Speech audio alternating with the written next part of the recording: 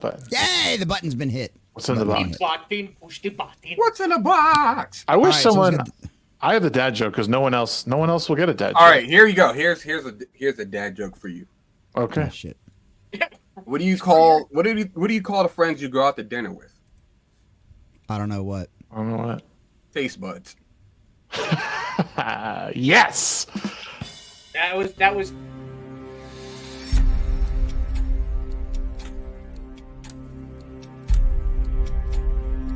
Was it Nogreenrocks? What were you gonna say? I said that was exactly your style of a dad joke. Yep. That was perfect. I love it. Dad jokes are the best. Dude, that was glorious. I absolutely love that. And I love it. I finally separated all my voice meter stuff out, and I think my buttons work now. Yes. We have all the things. Welcome, chat. We're 30 seconds away. Shut up! The countdown's going on. Let's go! Chat's getting hyped. I can feel it.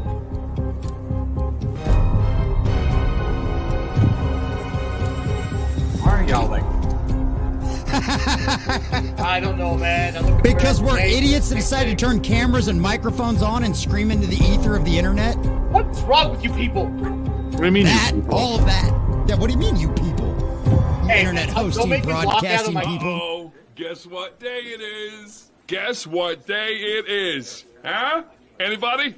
Julie, hey, guess what day it is? Oh, come on, I know you can hear me. Mike. What day is it, Mike? Leslie, guess what today is? It's hump day. Woo!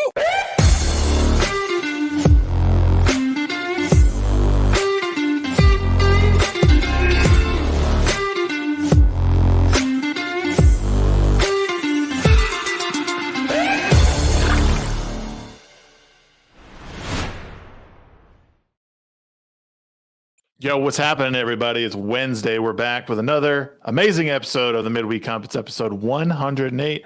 Welcome. It's just amazing. I can't believe we're still here. It's What is wrong with you people listening to us? Yeah. There's still people here after this much. I love it. We are. I don't even know what's going on anymore, but we have a very special guest. For the very first time, Christy from FlipCity Mag. What's going on? Great to see you. Thanks for joining the panel tonight. Well, thank you for having me on. Yeah. Thank you, Jesse, for inviting me. Because I'm a little starstruck because I've been lurking Shagsworth's channel for a couple of years. Oh, sweet. Yeah. I'm so sorry. Yeah. Can I tell you a story of when you pissed me off though? Yes, please do. Oh, please. Okay. Yes, for the love of God. Yes, please. We all want to hear this. Yeah, so I caught a live. I think you were going to the gym or something like that. So you're just like man on the road talking. Yeah. And then you're telling everybody they shouldn't eat cheese. Really? And like, I almost unsubbed. It's, you know what? And that's my story. Cheese is so but people don't realize cheese is something that I try to avoid as much as possible.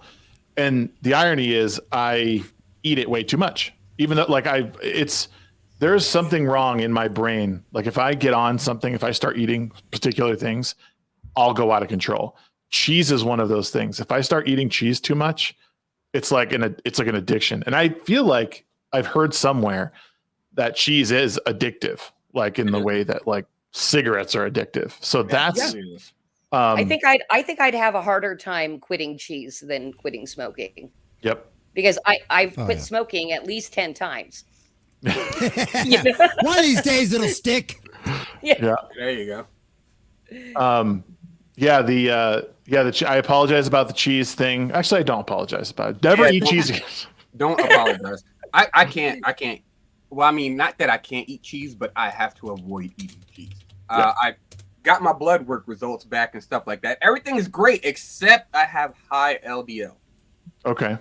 There's a low density lipids, basically, which means that that's the bad cholesterol, essentially. So I'm really close to having to be put on some kind of medication by the doctor. Oh snap! Basically, yeah. It's funny. It's not as healthy as what you thought, huh, buddy? It's a good thing you went to the doctor after all, huh? Well, see, here's the thing. I didn't eat as much cheese anyway. Mhm. But the issue now is that I can't have as much red meat as I want or butter. Oh, that's sad. See, Sheep City, I That's way worse. have a philosophy that has seemed to work. You never go to the doctor and you never get sick. That's Jesus. listen. Okay, listen I don't know. here. Listen here. Listen here. Okay. It's both That true has been- and false because hospitals, that- a lot of people get sick in. No, Greenrocks, I am 100% in agreement with you. Agreeing with you. I will make it my like, you know, my life's mission to avoid going to the doctor because I just don't care to go. I don't have a necessity to take time out of my day to go talk to somebody and tell me some shit that I already know. But I can't get married to Amarada unless I go to the doctor. In that case, it's okay. I mean, in all honesty, like, I am feeling a little bit of tingliness in my arm here. You guys think I should go check that out? Are you smelling toast? Nah, you'll be fine. Well, no, I'm smelling cheese, but that's just because I'm cutting it. I think you're about to have a seizure, dude. What? Hey, Tingly Rocks, in your just, arm hair? I don't want any Grand Moff Tarkins, okay, guys? hey, just sniff this cyanide. You'll be all right, man. Don't worry about it. I don't really have a good relationship with that kind of stuff. Just take away from this chloroform cloth. You'll be all right. It's all okay, Rocks. It's all okay. Bottom line, listen, the bottom line takeaway from all of this is cheese is really bad for you. You shouldn't eat. I want to go eat. I'm going to go get a big block of cheese right now and just start taking big chunks of bites out of it. Why did he remove himself? What? Why did you I didn't remove know. yourself? Rocks did it. Rocks did it. Shout out to I was like, producer credit. I didn't do it. I'm sitting here like, hey, who left? Oh wait, it's me. Oh, here, Sheep. Seriously, I had kind of similar things. So I got some blood work done after I had my seizures, and they put me on. They didn't put me on like medication. They put whatever, it's medication, quote unquote. They put me on omega-3s like fish oil and red yeast rice is what it comes in pill form. You get it like Walmart. Take 2 of those a day. Take 2 fish oils a day. It's like 1,200 milligrams basically, and it's supposed to help bring that down. And yeah, red meat's not great for you, but if you like protein is really good. So, you get Shags, do me a favor. What can I fucking eat? Chicken. I got something you can eat, Rocks. I got some chorizo. Lamb, chicken. I can't eat any of that Chorizo? shit anymore, huh? I got chorizo for you. Chorizos. But no, the thing is, like, I'm okay with eating less red meat if that's what if that's what's required, because my preferred protein of choice is salmon, and then it's chicken, and then like anything else after that. So that's and if you're eating like salmon, dude, like you don't even have to do the fish oil probably. I mean, fish oil is good for you anyway, but if you're getting salmon like once a week, chicken's so good for you. Like Y'all good. love chicken. Yeah, I mean, chicken's awesome. But here's people like chicken. Bah! No, I'm just kidding. I just have to apologize for turning this conversation into health and to medical advice.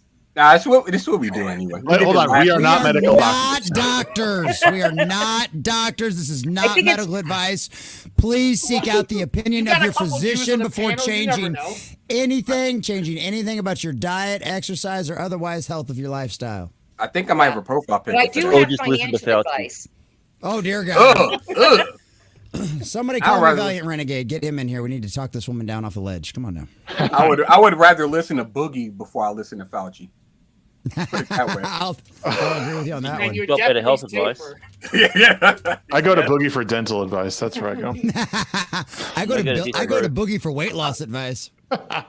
I just look at him and I automatically start losing weight. I'm like, I can't eat anything ever again. I'm just gonna. Yep. I'm done. I'm a fast for the rest of my life. He's like a weight siphon or something like that. It's like somehow he gets heavier when I'm around, and I'm just able to run like 5 more miles. Well, let's get a little bit back on track. Christy, give everyone a little rundown of what you do and on the day to day and who you are. Well, you don't want the day-to-day because that's actually quite boring. Okay. But I'm from FlipCity Magazine. It was created by myself and Scott, my husband. And we are in our 5th year of independently publishing a comic satire rag that is pretty anti-woke, totally non-PC. It's all about the comedy. We don't toe any party lines. And that's basically what the magazine is. If you are an easily offended person, you can buy it and burn it. If you're not, you can buy it and laugh at it. Good. So But and it's buy a it print anyway. magazine. I'll just show you one right now. So it's a print magazine. It actually has pages. It's on paper. Oh, cool. It's physical media. It's those things that I hear a lot of people talking about, that we need to move back towards physical media. And we've been putting out the physical media now in our 5th year. The one that I just showed you is our first of 2024, but we publish quarterly, and we're a teeny tiny bit behind because indie publishing is very hard. And sometimes I think, why the fuck did we decide to do this? And then you keep doing it. But we keep, we've promised readers we will eat our magazine before we will stop doing it. And we haven't had to eat it yet. And we still have a house. Hasn't gotten that bad yet.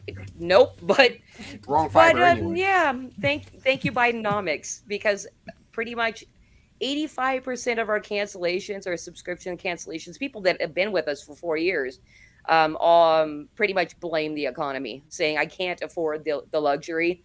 So I'm like, okay, what am I going to do? So we've kind of entered the crowdfunding sphere. We've never really done it before, trying to find the people that love physical media and want to have a laugh, especially at, woke nonsense and tyrants and, basically all the bullshit that we are forced to put up with. Yeah. Well, I like the fact that you're not making towing any party lines, because I think it's going to last a lot longer that way, because a lot of these political jokes and things like that, they have an expiration date. Yeah, they do. So I think that is a fantastic idea.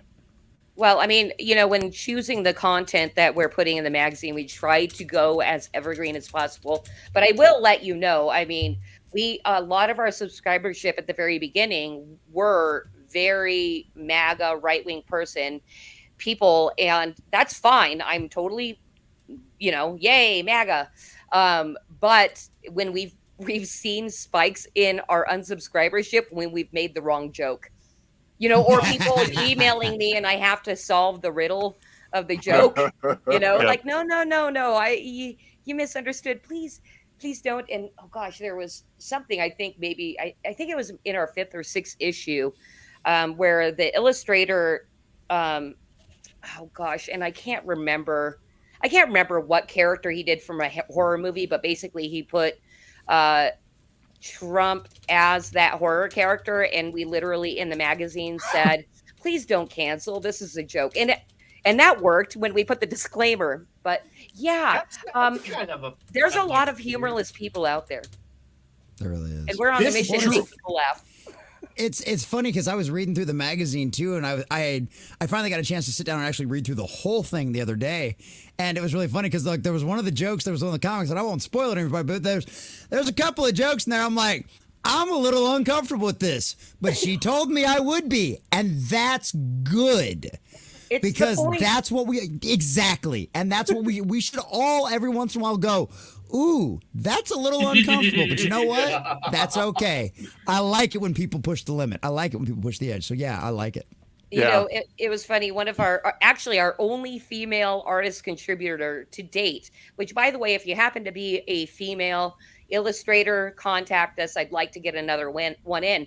But she kind of identifies diversity. What do you mean AI? What do you mean?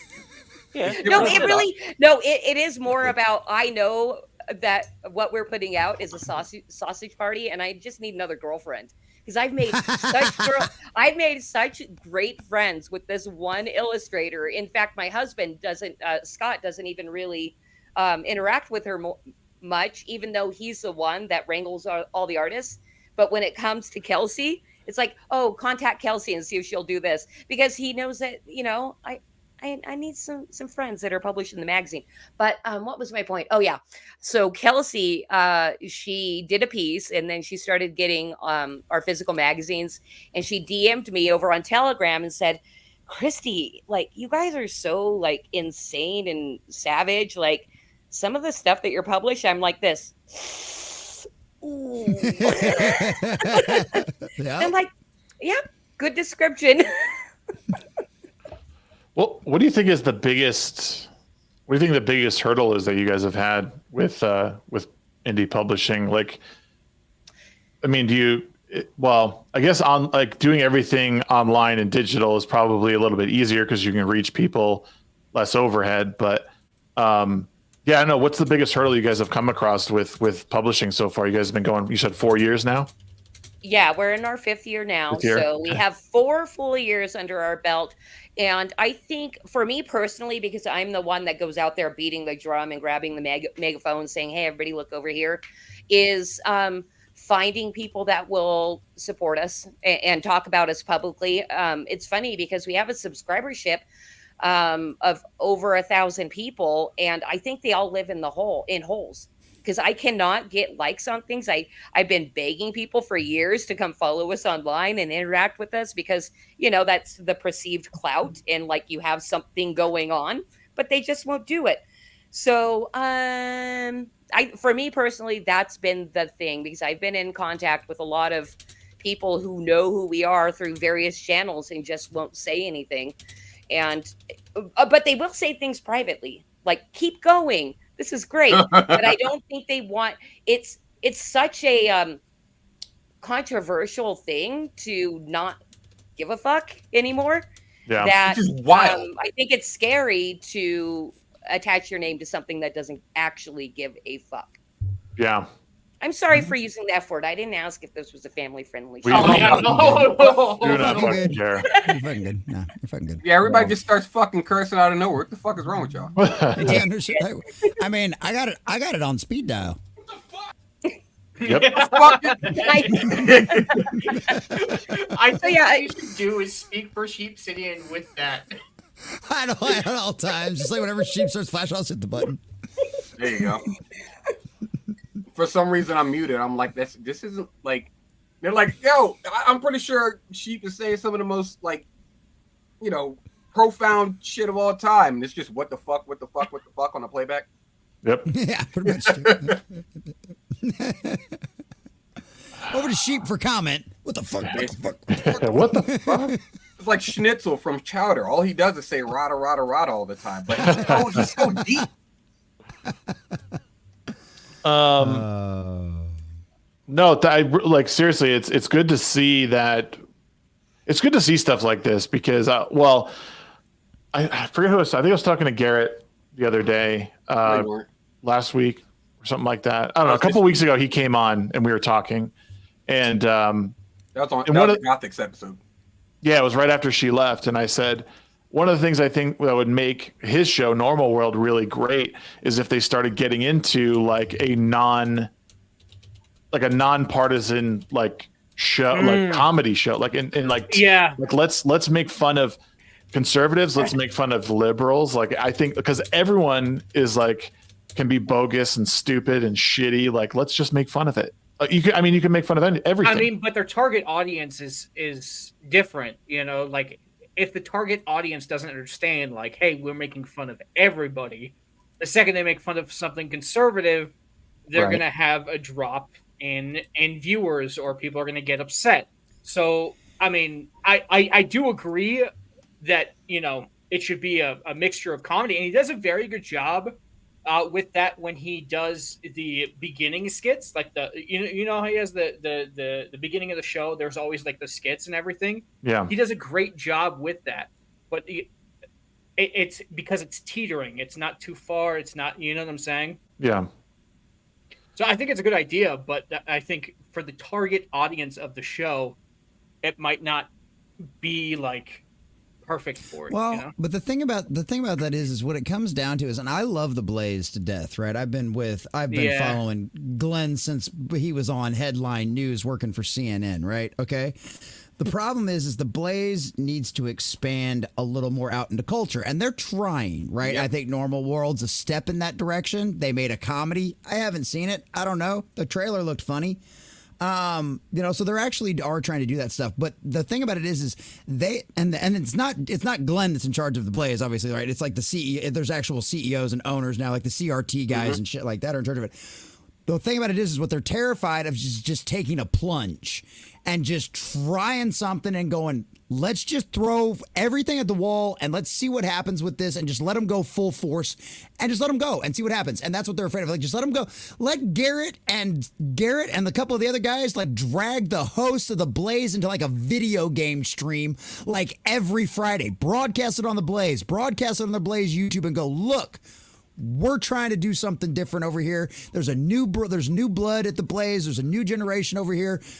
We're the nerds. We're the idiots just like you guys. You know, we're not all the stuff. We're not all stuffy shirt conservatives. I mean, Glenn freaking spent like $500,000 on an original superhero costume or Superman costume from like the old school, like 50s, 60s days. You know, if I was in Texas, I'd beg to work there. I'd beg to work there just for that. Hey, if I could be up in Dallas, that museum he's got is dope. So they understand. There's people inside of there that understand culture.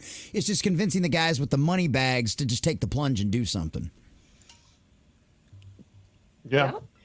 Well, that's something too, and I've been talking to a lot of conservative creators, is just kind of about regaining culture, and it's really an uphill battle, especially if you're trying to convince conservatives that they need to support culture creation.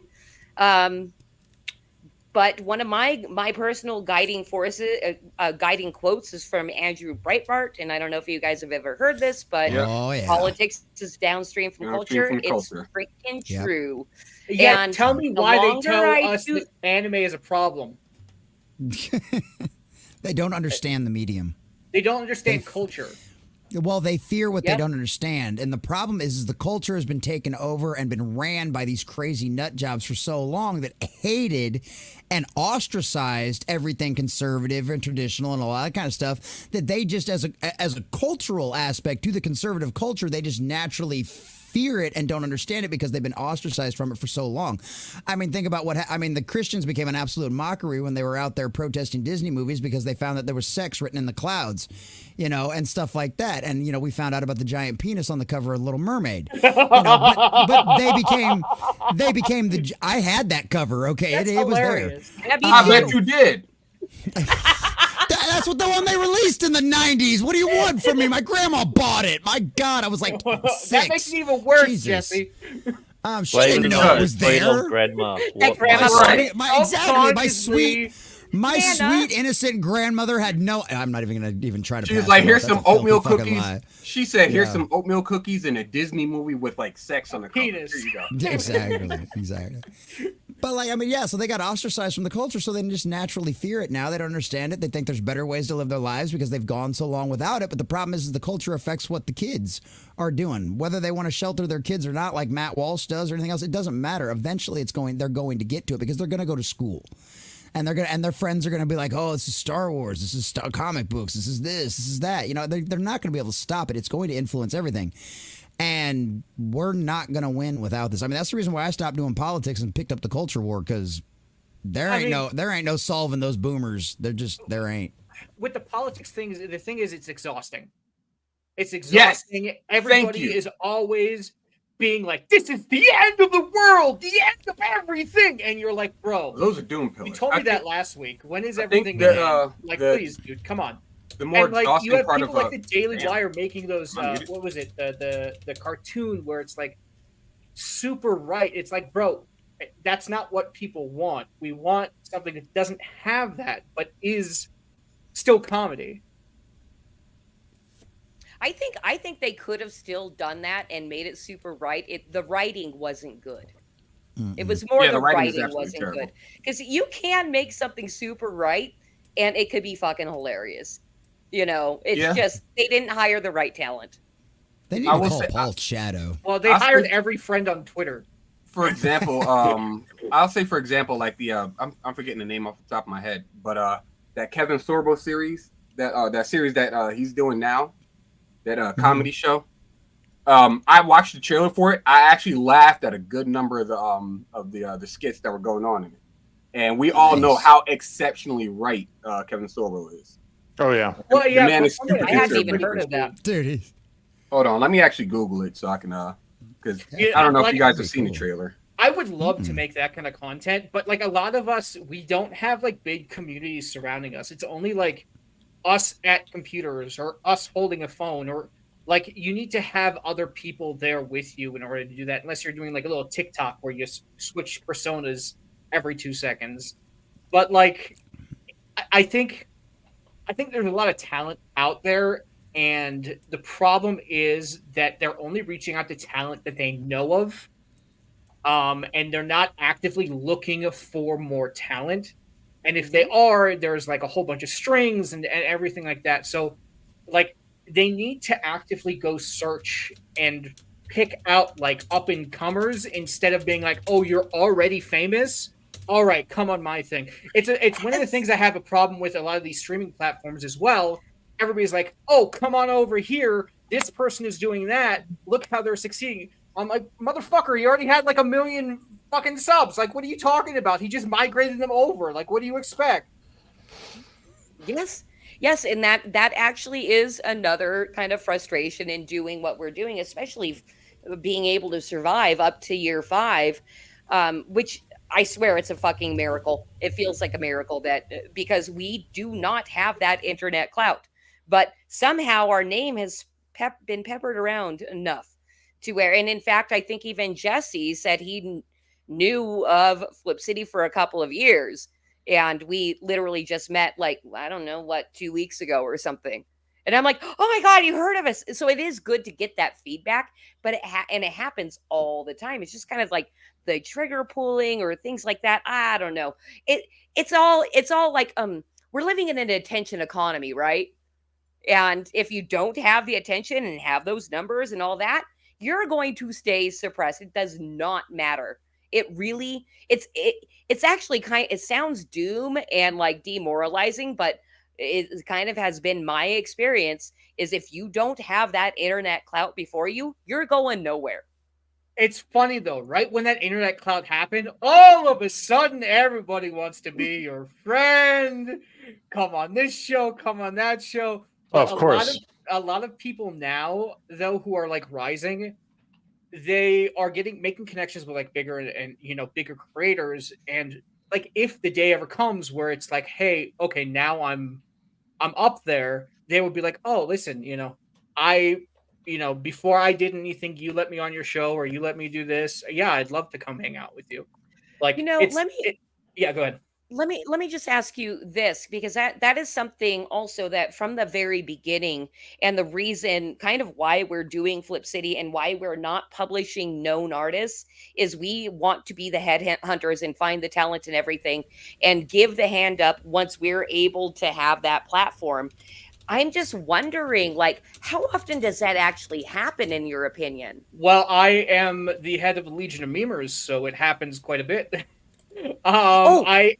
I scout out a whole bunch of people and I keep an eye out. Most people who like are now in the Legion have been doing it for a couple months, and they're actively improving instead of just staying at a spot. And then I reach out to them, or my producer reaches out to them, and we have them on a show, or we get them in the Legion. So for me, I'm active. I'm literally looking every single day, and that's why I have the hashtag for the Legion, so I can see what's coming out, who's doing what style they're doing. We have a guy called Core Member. Everybody here knows him, and he is absolutely crushing it. That's the one I need to hook you up with, Christy. That's the one we were talking about last week. Go ahead, Rox. Okay. Yeah. Okay. Core Member makes, so if you follow the Legion of Memers or you look at the hashtag, check out Core Member's work. Grant is like a leading guy in AI. And Grant is in the Legion. We have a lot of talent in there, and we're always looking for it. And it's through word of mouth. People go, "Hey, I like this," or "I like that," or "I like this show. I'm going to meme it and hashtag the Legion." And then I see it. I see the show, and it's like ecosystem. I was going to say economy, but ecosystem. Okay, I have to tell you this, because I did see when we were backstage, and I wanted to say backstage, but may as well just say it now, is I saw that you are the founder, creator of Legion of Memers. And I want to tell you, I recently, and it worked really well, I parodied your name to promote FlipCity stuff. We have a campaign running right now, and it's basically about, I can't tell you exactly what I wrote off the top of my head, but it was something like pushing back on the Legion of Screamers. Nice. I want to see that. Do me a favor, DM it to me because I want to see Okay, that. I That's will. really cool. I'll share it with the rest of the Legion. I mean, Okay, right cool. now, times are tough, so like people aren't covering as much as they can. And I mean, I have a day job that gets me up early and late, so I can't cover as much as I want to. But You like, didn't get rich on memeing? no, not yet. Weird. I am working on something in the background. Jesse already has like a little sneak peek to it. But this week, because we were talking about comedy and dark, like just straight up comedy, there's a show called Monkey Dust. It's an English show, and it is one of the most offensive cartoons in existence. Cool. And I'm going to be watching it with Jack Tarlad and maybe another person on this panel, maybe not, Friday at around 5 p.m. Yeah, that's a quick plug to the Legion of Memers Rumble, but we'll only be watching it on Rumble because YouTube would eat that stream so fucking quickly, it would blow my mind. Yeah. Oh, yeah. They would exterminatus you from orbit, brother. Like, Bro, there are some jokes in there's there a that big even green I am flash. like, "Ee, bro, you really made that, but that's hilarious. Oh no." There's a few. Well, and that's the thing. There's a few of those, and there's a few of those in Flip City Magazine too. Some of the jokes that some of their creators and their artists they came up with in that, you're like, you read a couple of them, and you're like, damn, they went there. Yep, they went all the way there. Oh shit. Okay. Oh yeah. Oh, Rocks. Oh, especially with your background. Oh, their latest issue. Oh shit. Let's go. Oh damn, dude. But the thing with it the light Legion- you up. The thing with the Legion, like Flip City, is we don't make the political jokes unless they're being covered on the show, because the Legion itself doesn't go for any political party. It's the individual members. They make different things, but they relate to the show. So, like, say Shagsworth said something like, "What if I was Donald Trump?" Then we, do that. But Right. What if I was? Like individuals, they have their own opinions, and people's Twitters are their Twitters. But we, I'd vote twice. as a Like a proper not a Democrat. business, but like as a group, don't take any Fellowship. sides. Everybody is fair game at the end of the day. It's really interesting because that's something also that I think we've been kind of battling is the perception that we are a political satire. We really are more cultural commentary, but because everything's so fucking politicized, we appear to be political satire. And so it sucks because when I think political satire, I think of like Ben Garrison or Babylon Bee or, and they're okay, but. Yeah, but there's a clear agenda behind it, Yes. So, Like, I don't at even least know be how to sneaky about it. shed that perception. Say it At again. least be sneaky about it, right? Like, we're not idiots. So at least slide it under. So like I barely notice, but it doesn't like ruin my experience. Right. Oh no, they'll shove then- it straight up your rear end. Don't threaten me with a good time. Hey man, I knew Shags would say got that. some KY. Let's Yeah. go, man. Of course. No, they're going in raw, Bubba. Hey, What is everybody's this, gay TSA? once in a while. It's Well, not you'll- safe. TSA. What the fuck did I I- just hear? Lance. When you was looking at the stars, was Hi, Grant. Lance dangling your dice on his forehead? Oh, head.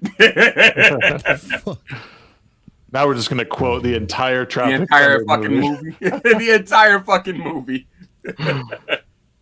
Pegsworth. I know who I am. I'm the dude, play the dude disguised as another dude. What? Dude, I should have You don't used do that. what you do to me. I had Oh, a man. perfect video for that I used that clip in. I don't remember what it is, but yeah. I put that show I was talking about. It's a Twitter X exclusive. I guess you could say Twix exclusive. I put the trailer in the private chat. Okay. Oh yeah. It's called Potlins. Mr. Gay Gregory. What? Hey Shags. What's up? What's going on with your channel this week, man? What's up? All right, the trailer can wait. Wait, my channel? What happened to my channel this week? What do Yeah, what Completely happened? skipped intros. Oh yeah, we didn't do intros yet. Well, you know what we did? We did intros for the very most important person here, Christy. So Oh, there you go. I No, always what- am. We're the same motherfuckers from last week.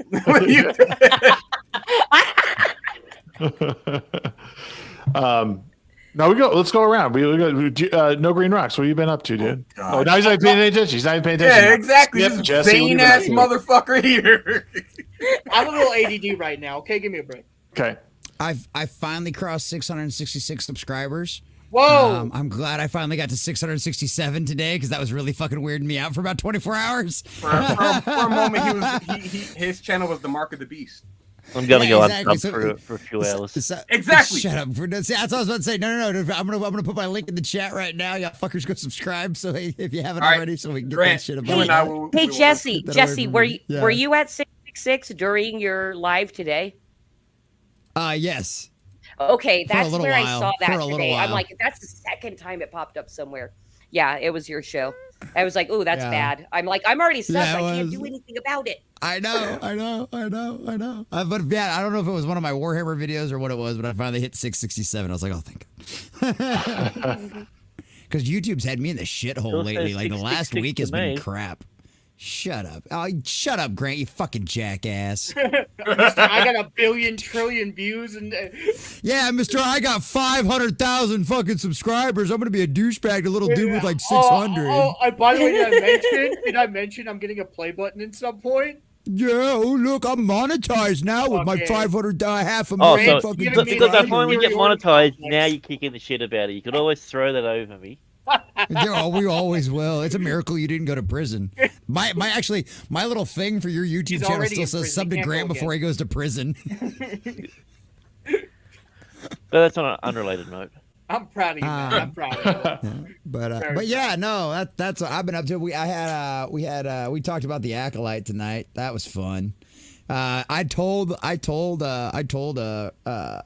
Jack Tarlad that he didn't have to watch it. I was just gonna watch it and suffer through it, and then the crazy bastard watched it anyway. course he And would. so yeah, we suffered through that. But it's been funny though because it's got the worst ratings of any Disney Plus series in history for Star Wars.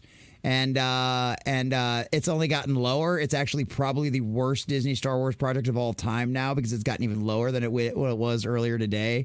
I can't wait to see the ratings. It's all gay all the time, and Leslie Headland has no problem pointing that out. And I can't wait to watch it all burn down. It's going to be absolutely hilarious. So yeah, make shame great again, boys and girls. We're going to shame these people back into the Tumblr, little dark little corners of Tumblr that they crawled out of. So here, that's what I've been up to. Here's the problem, though. Like in my opinion, this show is not bad because it's gay. It's bad because it's poorly written. It's horribly acted. The sets look shitty. Like I don't care if people are gay. It's like it's bad writing. It's so bad.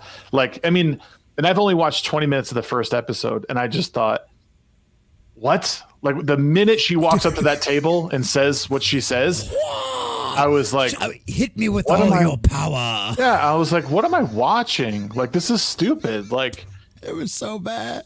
I would be No, and embarrassed. I was just if talking about I was just talking about the marketing around it being so gay. We even got to the gay characters in the show yet. It's just like the marketing around it has been like that because that's like what the interview was like. Oh, that's what all the headlines are proclaiming now. Gayest Star Wars show ever. Yeah. So yeah, It's just weird. But yeah, It's weird that it's so shows like bad. that are being like, I don't know. It's so fucking bad. It's so fucking bad. Sheep, what have you been up to this past week? Anything fun? The farmers market finally opened for the first time this year, so Nice. that was Woo! great.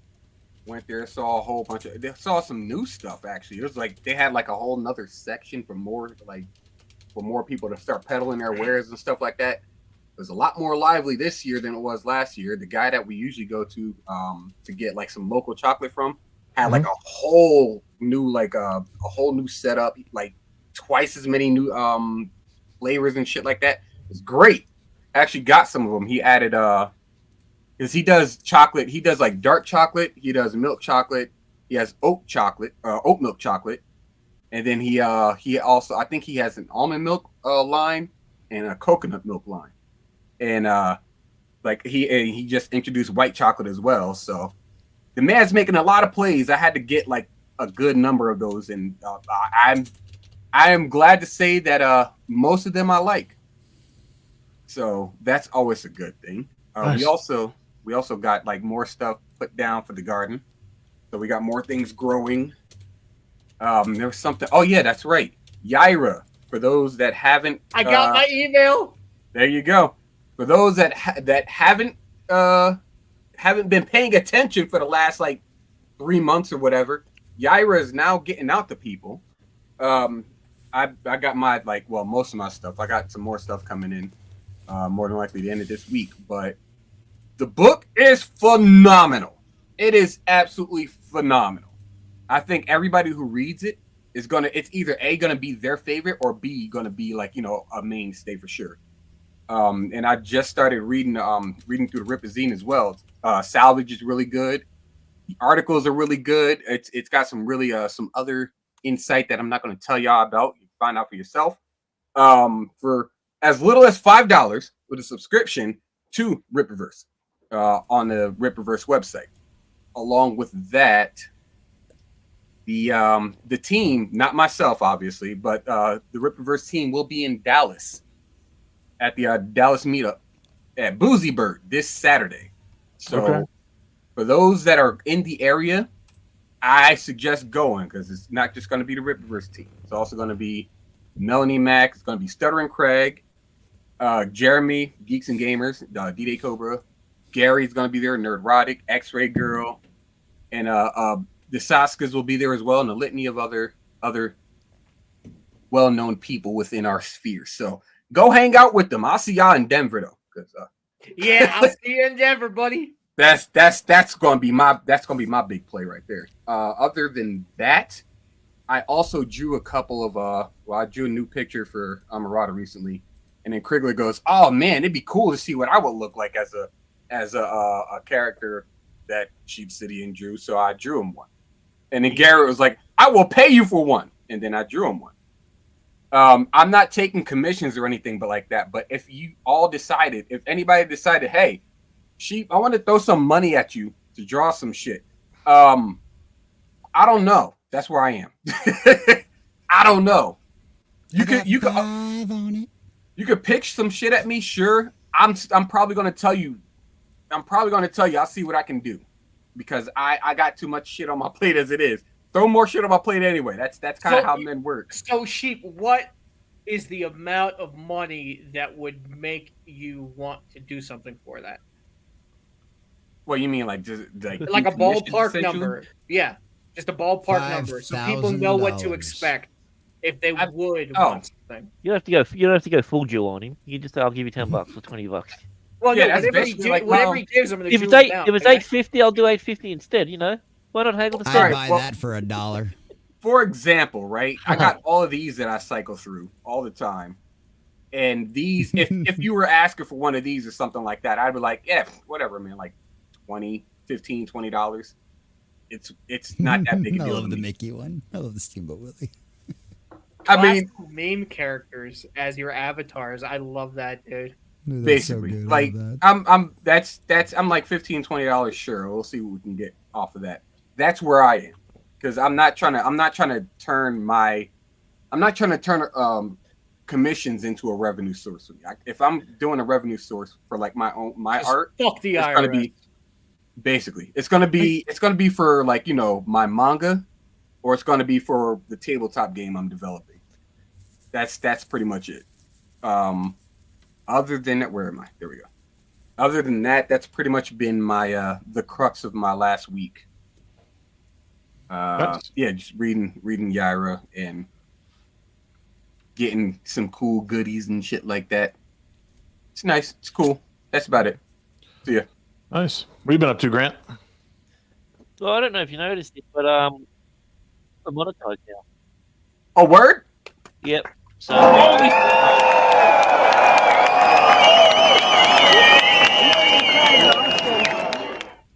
What are you bowing for? It was for Grant. What the hell? I mean, whatever. You don't get to share. It turns out that all the stuff that was blocking it was my interviews with everyone. That was the moment that I got rid of my own interviews that had no other thing. The reused content mysteriously went away. What? What? Yep. Bro, I hate YouTube so fucking much. Yeah. Did you put me on a separate channel at least? Yeah. I'm redoing Behind the Mic as its own channel. I've got them up on Rumble at the moment. Okay. But yeah, so that's where it's at. And in my first 2 days, I made my first $100 on YouTube. So yeah. There you go. Look at you. Job. Very nice. Get that money. Very proud of you, sir. Glad you got monetized finally. And now I'm doing all my AI music over, moving it to my main channel. So I'm merging my two channels into the one now. So I've rebranded Mr. Grant Gregory as Mr. Grant Gregory AI. And yeah, going from there. So looks like I can call myself a YouTuber now. My boy. Nice. As for me, guys, the only really big news. I haven't done a whole lot this past week. I interviewed Garrett Quarterback there on Monday, so that's up under the Ready Set Shag playlist. Check that out. We had a great conversation. But the other thing we've been working on a lot is revamping the Discord. Been working a lot on trying to get that just kind of streamlined into what I want to grow it into. I want to make it into it's set as a community server. So we had to change a lot of things. You can sort of tailor that experience to whatever you want. If you like politics, join politics. If you don't want to see politics, you can hide all those political channels and just do memes and talk about like other fun things. So, but the only thing, if you were already a part of the Discord, you have to go back in and like re-verify, and you'll get a brand new role, and then you can start going through and checking off the things that you like.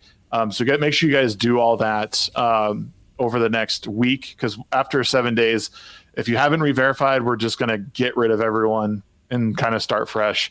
But we've had a bunch of people restart. We should be pretty good towards the end of the week. But yeah, thanks, Ark, for throwing the Discord link in there. Definitely join, check out everything. And things will they'll be changing. They'll be kind of warping around.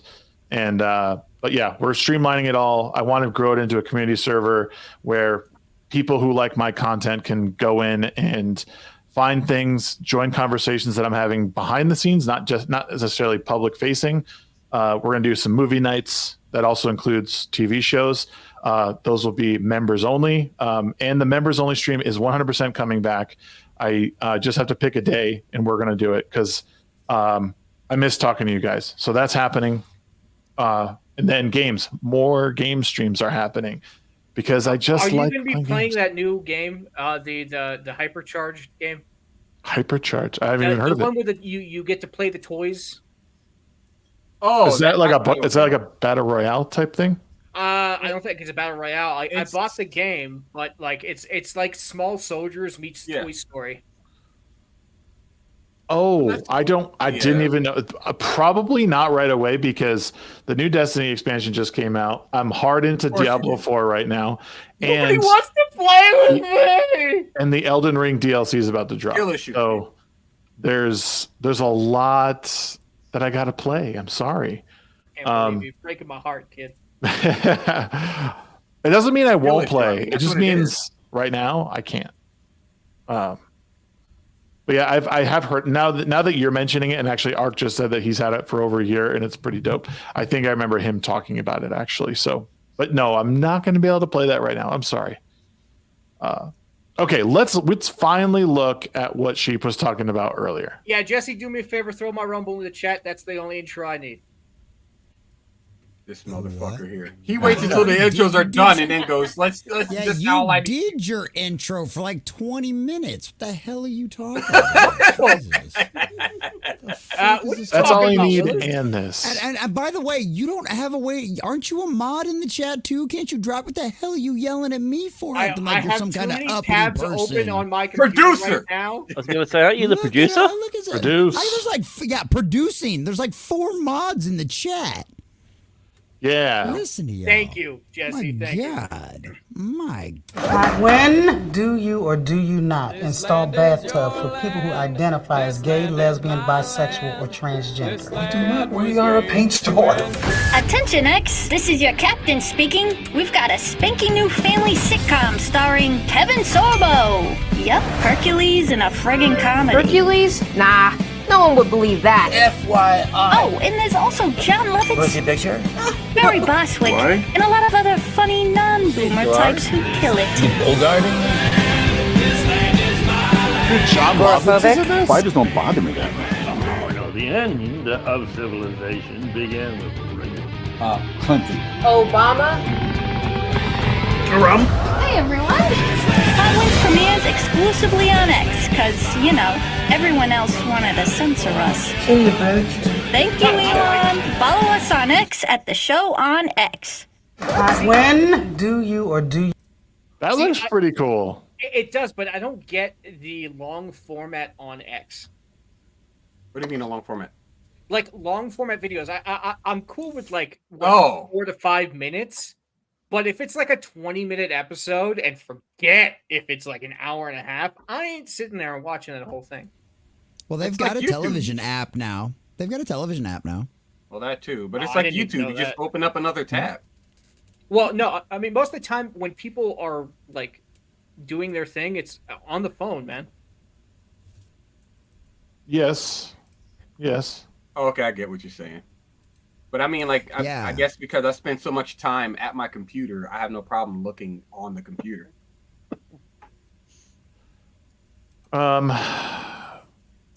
Sorry, I just read a message and didn't even hear what anyone said. Sorry. I bet. Rude host, bitch. So I'm gonna watch at least one episode because it has my '90s boy crush in it, Tia Karari, on there. So I'll be watching. So what? She was in there? I saw a frame of it. I'm just like, that has to be her. There's like 5. There's 5 episodes out now. Oh no shit! On Twix. On Twix? Wait, is that really what it's called? No. Well, I call it Twix. No, he calls it Twix. Oh, there she is. Yeah, I didn't even. Wow. Nice shirt too. She's looking kind of old, but you know, not that bad. I like that John Lovitz is a part of it. I haven't seen him in a while. I love it. Great. This is probably why, because he was a conservative. Wait, is John Lovitz conservative? Or I don't know. I don't know. I thought he was a liberal. Well, they Either probably way. labeled him as conservative. He might even be a classical I don't know. liberal. He looks like a liberal. That's probably why they put it there. I Well, don't know. yeah, but the thing about it is you know how it's going to get labeled. If he's doing anything with Kevin Sorbo, he's as bad as every last one of us. You know what I Career mean? So it over. doesn't matter if he is or not. You know. Well, yeah, but, like Jim Brewer is labeled a conservative, and another SNL guy that I can't remember his name right now. Anyway, ignore me again, everybody. Go on. Well, it's all guilty by association. None of it's like real. Like Kevin Sorbo, I think has been very actively like on Twitter about his stuff, but like there's just a lot of people who are just associating themselves or acting alongside, working with whatever, and being like, oh well, this guy's a conservative. It's like, what? No, I'm just. I don't think we care about labels. It's the perception of the outside. So other people like individually. I like that line. It's how the outside world perceives it. It's not what we label people. Yeah, I mean, I like the idea of like, I hope this show is different spectrums of people like ideologically like working together to make a funny comedy. Again, like we were talking about with you, Christy, and your magazines, like being able to take shots at both sides. I think that's super productive because then people can learn to have a sense of humor again. I think it's something that SNL used to do pretty well, is they used to be able to take shots at everybody and not have to like toe one line or the other. Because I do think, and my only criticism I would say of Flip City magazine in general is the anti-woke part of it. Like, because I think sometimes when people become anti-woke, they'll lose the like the real humor and everything. You know what I mean? Like, Yeah, and that's something as well that I think, as far as speaking about the magazine, I think we're going to start dropping that anti-woke kind of line. You know, I mean, it's starting to get played out. Absolutely. Well, yeah, it's played out, and yeah. Well, it's going to get changed. It's going to get changed into something nefarious. It was the same thing as alt-right. Back in the day, alt-right was alternative from conservatives. Right. It was a mixture. It was somewhere between the two. Between, However, yeah, I was able to roll out the best quotes just using the term anti-woke. You know, basically, you know, being, you know, having the magazine called all the words that people that would react to somebody saying anti-woke being thrown at us. So it worked for us for a time. But yeah, I think that's on the way out. Well, I think it's, you know, I think it's just tiresome always trying to own somebody with whatever it is that you're trying to make or trying to say or trying to do. Not that things aren't woke, but I think it's the responsibility of the people who can create content to create things that aren't woke, but they don't need to continue to promote it as this is specifically anti-woke. Watch this because it is anti-woke. Right. If it's good, it's good. I don't care what it is. You know, it is interesting, you know, trying to sell a thing as an indie these days and find your audience. So yeah, I mean, we've pivoted a billion times, you know. How do we find our audience? Really? Yeah. Well, we all grow. At the end of the day, like, even, you know, anybody on this panel, they could change their perspective on anything at any time. So, you know, I'm actually in that pivotal point right now where I'm in I want to say transitional period, but I don't want to, I'm going to get roasted. But like, I'm in a period where I'm figuring things out, and it's difficult to be like, okay, how do I stay the same as I was before, but also level myself up? Right. And it's a problem. Well, you know, and it's funny too, because I you know, over the past 4 years, I think our content has changed and grown and, you know, pivoted in different ways. And there are certain things, editorial choices that because my husband and myself are the ones that are creating the magazine, we need to sometimes sit down and have serious conversations. Like maybe we soften it up in this area and ramp it up in this area. It's kind of crazy because we're living in clown world, right? And I think there's two schools of thought on it. Is like you can't parody anything anymore because life itself is a parody. And we're like, challenge accepted. And we just go even harder. And I don't know. Is the pendulum swinging? Is the pendulum starting I think it's, I think behind the scenes, Jesse said, like, it is, but I think it's doing it slowly. Yeah. I don't know, Jesse, would you agree? As far as the pendulum swinging? Yeah, I think the pendulum is swinging, but it's doing so at a slower pace. I think right now we're actually seeing an acceleration. I think it's been on a slow pace swinging back for a long time, but I think we're seeing an acceleration now. I mean, just right now, look at the look at the lack of pride representation we're seeing on social media right now from a lot of major corporations. Somebody put out a great picture of all of the different football teams this year that didn't put out any pride nonsense for the month of June. I mean, with the backlash that happened last year with Bud Light and some of these other companies really shot a kind of a warning shot, I think, really across a lot of these companies to realize the fact that, guess what? This isn't going to work. Nobody wants this shit, and you will lose massive billions of dollars. And you know what? Disney can keep going the way they want to, and Hollywood can keep going the way they want to, but the rest of corporate America is like, look, we got bills to pay. You know what I mean? This ain't for our art. This is to cover my yacht. and you're affecting my ability to buy a yacht right now.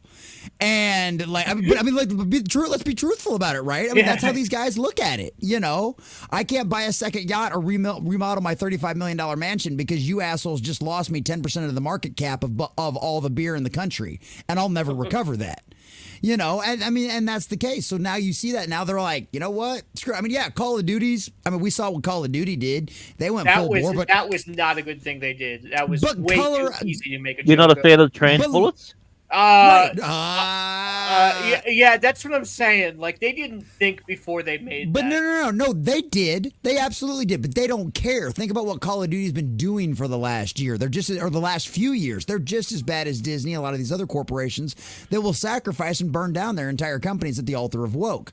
But the majority of the corporations out there aren't like that. And we see a change that now. It's even worse than that, though, Jesse. Like, Call of Duty has, for the past 10 years, and that's just, you know, it has just made the same thing over and over again, and everyone continues to buy it. They have not given out real original content in a very, very long time. So they don't really care because people just keep buying their products. It's at this point, it's on the customers buying a shitty game that is, let's be honest, is not a good game anymore. It's so. And I think that's another thing that, like, you know, for another example, is I think Activision's they're gonna keep pushing the same shit all day, every day, right? And when it comes to whole like, oh well, let's get another Nicki Minaj skin or some shit like that. Right. Some other what they got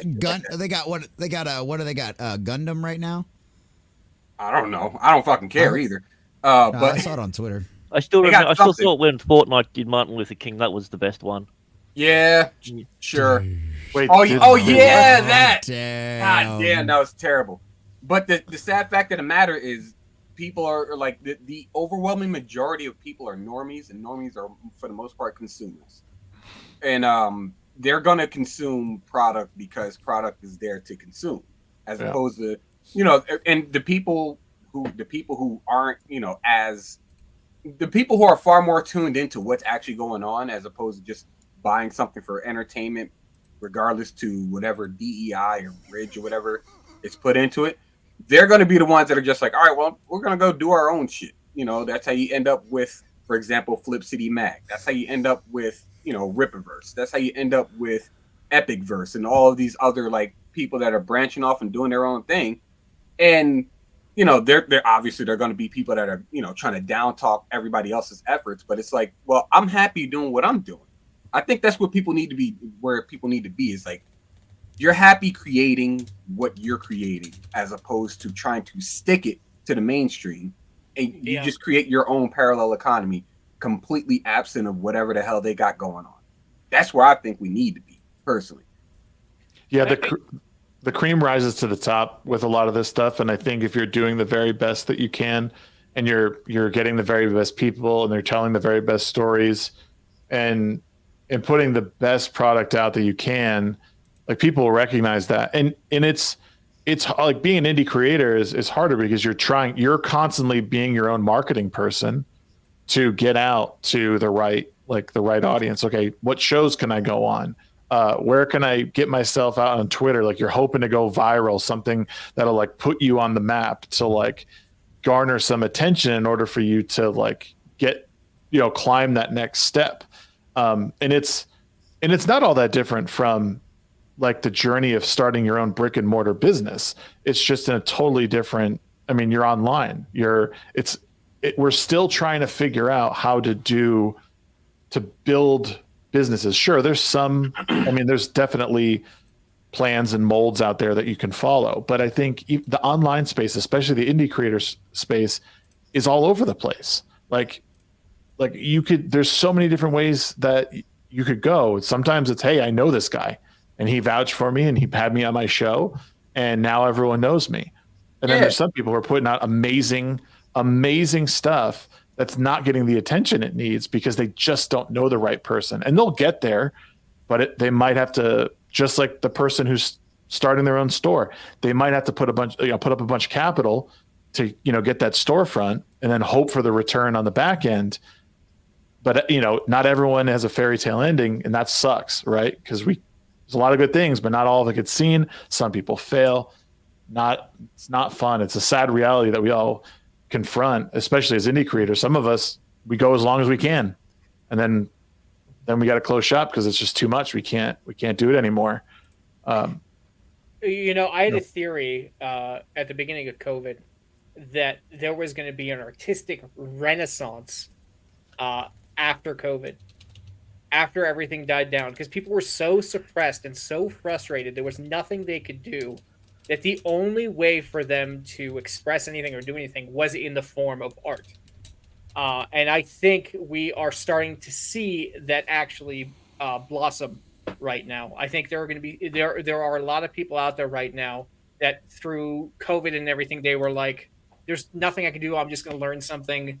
I'm going to learn video editing, or, I'm going to learn comedy. That kind of stuff. I think we're starting to see that pop up. Mm-hmm. And I think the fact that right now we're in an online-based world, that you can be like, oh, dude, I love, for example, FlipCity. I could be like, come on my show, and that's great marketing. At gunpoint, mind you.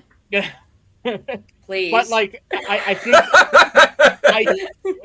because in the corporate world, you can't reach out to your favorite creators and be like, dude, I love your stuff, man. I would love to have you on my show. Let's talk. Let's spread it around. I think. Giggity. I think for the marketing aspect of anything, the online sphere is just starting to, really bloom. Yeah. No, it's yeah. We also got the NPC trend out of the the pandemic as well. Oh, ice cream so yummy, or whatever the fuck. You got angry Miles Morales. Bro, he was the best out of all of them. Him and that one Japanese dude, like, they were the best at it. I don't care. And the only reason I say he was the best is because of the meltdown. It was great. Black. Oh, sorry. That too. It's funny. Racist. Nah, I'm gonna do my own. This bitch. That shit is funny as hell. Fuck you. I think the more oppressed people feel with their ideas and their thoughts, the more creativity is pops out. So no matter what happens in November or going forward, I think we're going to start to see some massive stars come out. Not like, oh, social media star, oh, I made a viral video, but I think like proper artists are going to be coming out. I mean, you got people like Grant who's working with the AI. You got Kenzo. Like, there are so many different people in the sphere that are just absolutely killing it. Yeah, Well, man. Nogreenrocks, I love that major white pill. Thank you. It's Superman. If he wasn't scared of Nogreenrocks, there's a reason why Superman's in there, for that little bit of hope, guys. Yeah. That was awesome. To get sued. I like your theory. Hey, man, as the whole world is burning, you can be that one person that's like, all right, it's not that bad. Anybody want to make marshmallows? Oh, that's the clown pill, if that's the case. Yeah, have fun with it. Yeah, that's what I say, either white pill or clown pill. You can laugh at all of this crazy stuff, and you can also, at the same time, be, ahead of all of that. Like, everybody's sitting here dooming and glooming and shit like that.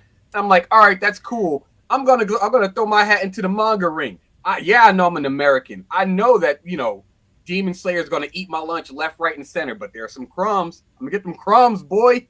That's where I am.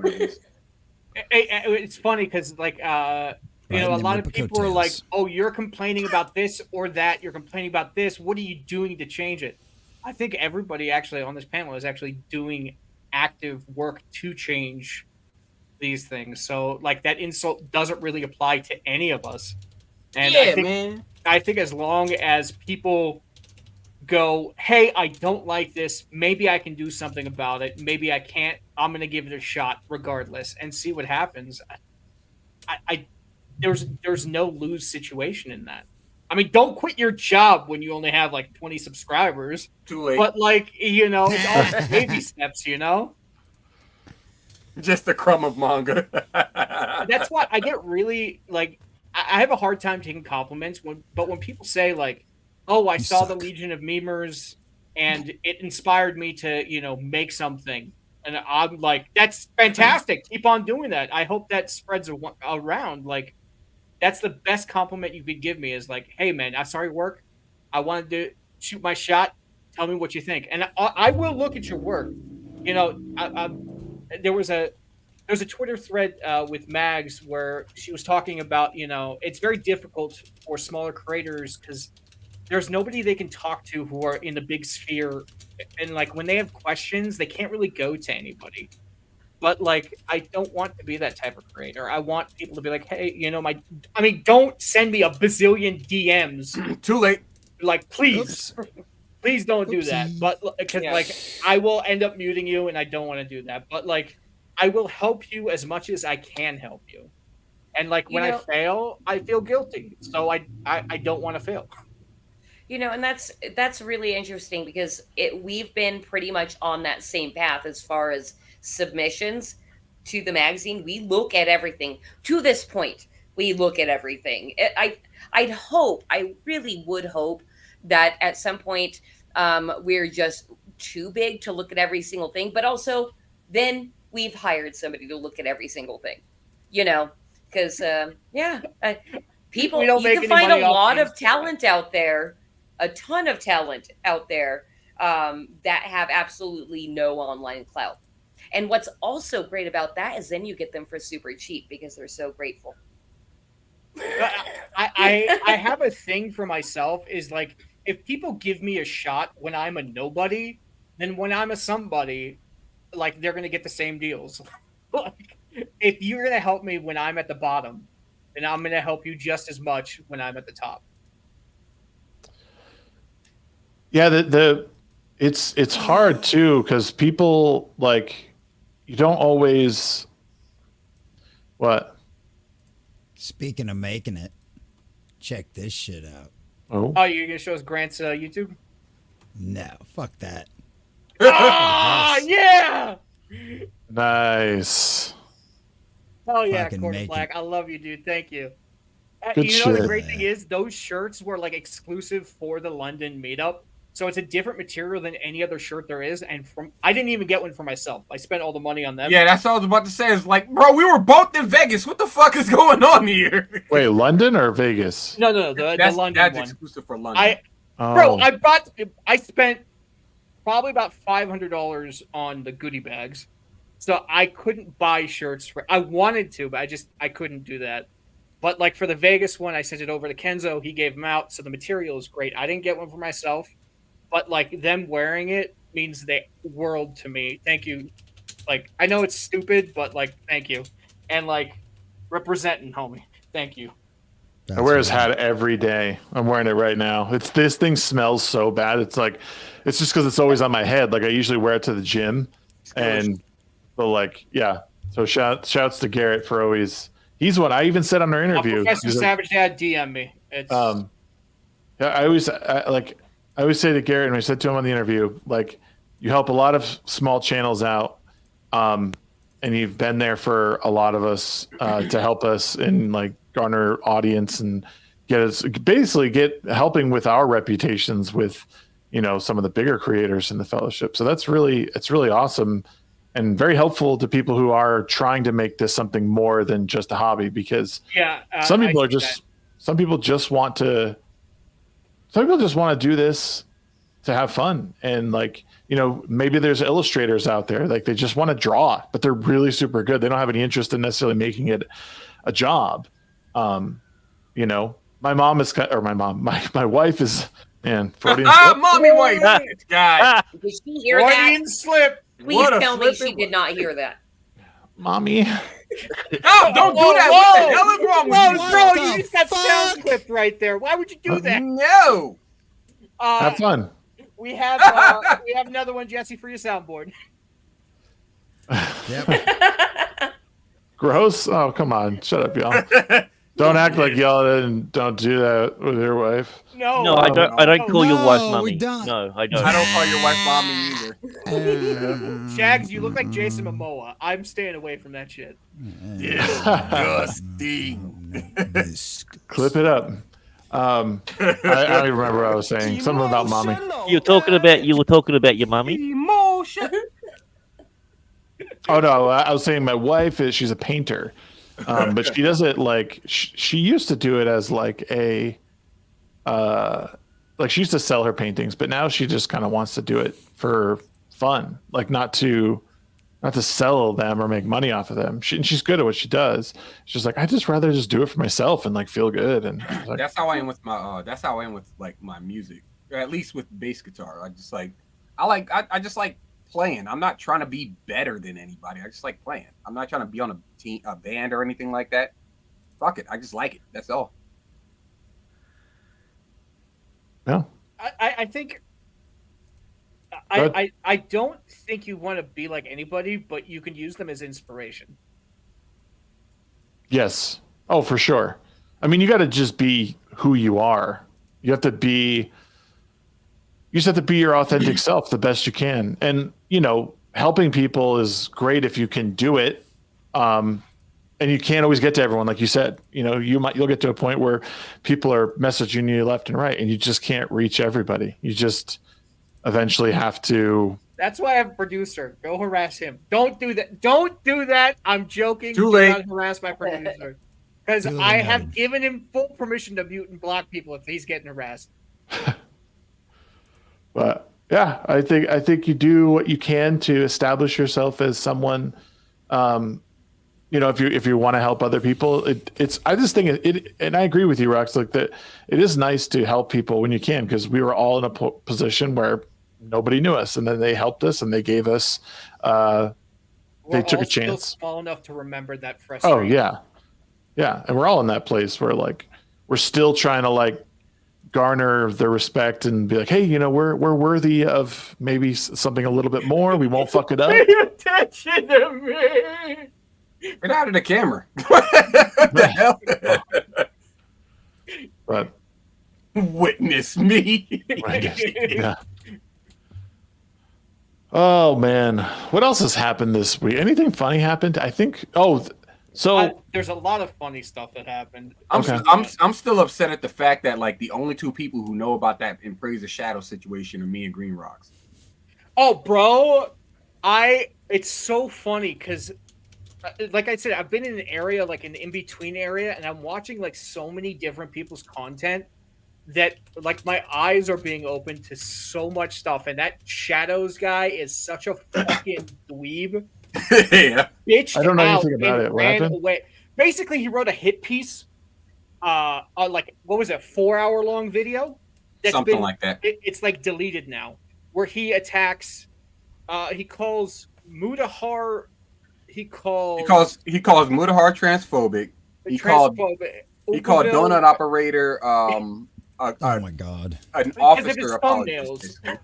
Yeah, he called him an officer apologist and basically a gun nut and stuff like that. He called Oompaville a gun nut. He called Turkey Tom a gun nut because they all went to the same. They all went to the same gun range, hung out and stuff like that. He said that Shoe on Head is a liberal or is a Republican caping as a liberal, and like what's the other guy's name? Brandon not Brandon Herrera, but Brandon Buckingham. Buckingham, yeah. Brandon Buckingham. Yeah, he accused him of like, grape, which was it was a tip. It wasn't even a tip off. It was like a statement that's not true made by Sneeko of all people. So he believes Sneeko saying stupid shit over like over some like just out of nowhere. Also tied to Oompaville is the fact that he did like a joke video or whatever with Andrew Tate. So he's basically taking all of these people who had anything to do with the guy Wendigoon and saying Wendigoon's the bad person because he hangs out with all of these people. And then they all just rain down on him like, bro, shut the fuck up. That's all they said collectively. I can send you a couple research videos or like the videos that were like covered on it because the video doesn't exist anymore. The research was so horribly done. Yes. That the entire the entire internet was like, what the fuck is this? Are you insane?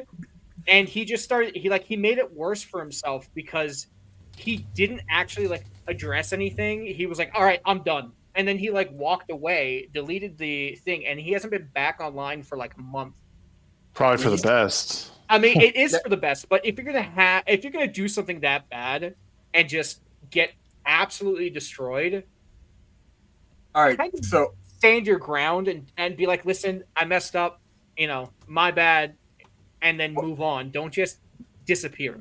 And the funny thing about the whole shit popping off in the first place is that, like, he's sitting there saying that Wendigoon is no friend of the horror genre, so on and so forth, blah blah blah.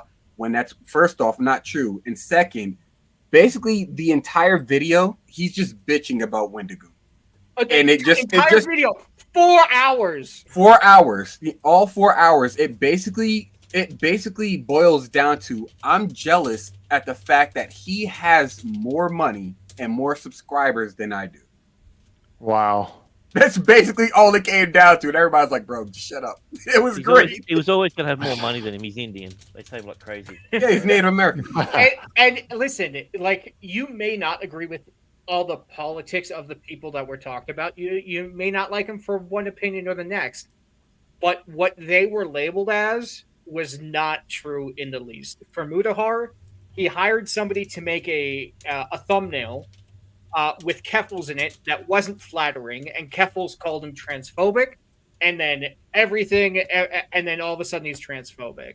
If anybody knows Keffels' MO, Keffels is pretty much the one that's doing all the the most horrendous like HRT propagation and whatnot, doing like some basically black market acts with kids, and his only defense, because we all know that's a guy.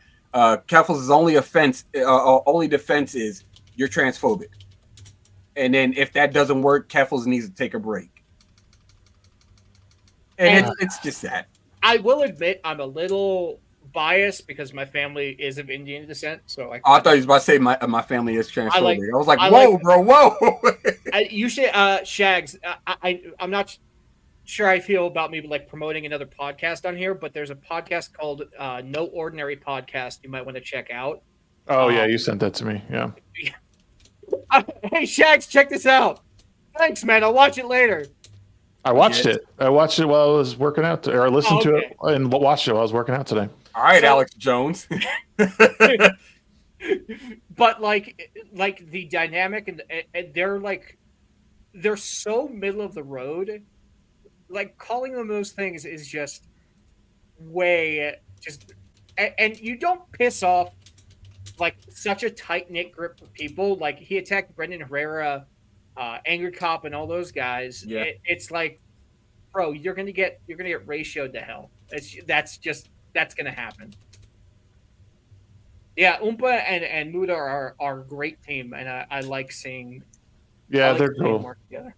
I did see real quick. I did see Renowned Zero and Hypnotic. They had their communities come in. We had little mini raids from them. Thank you guys so much. Oh, shout out! Shout out to the Bigot Army and the Renowned Zero Army, whatever he calls his people. It was so funny. We're on Monday.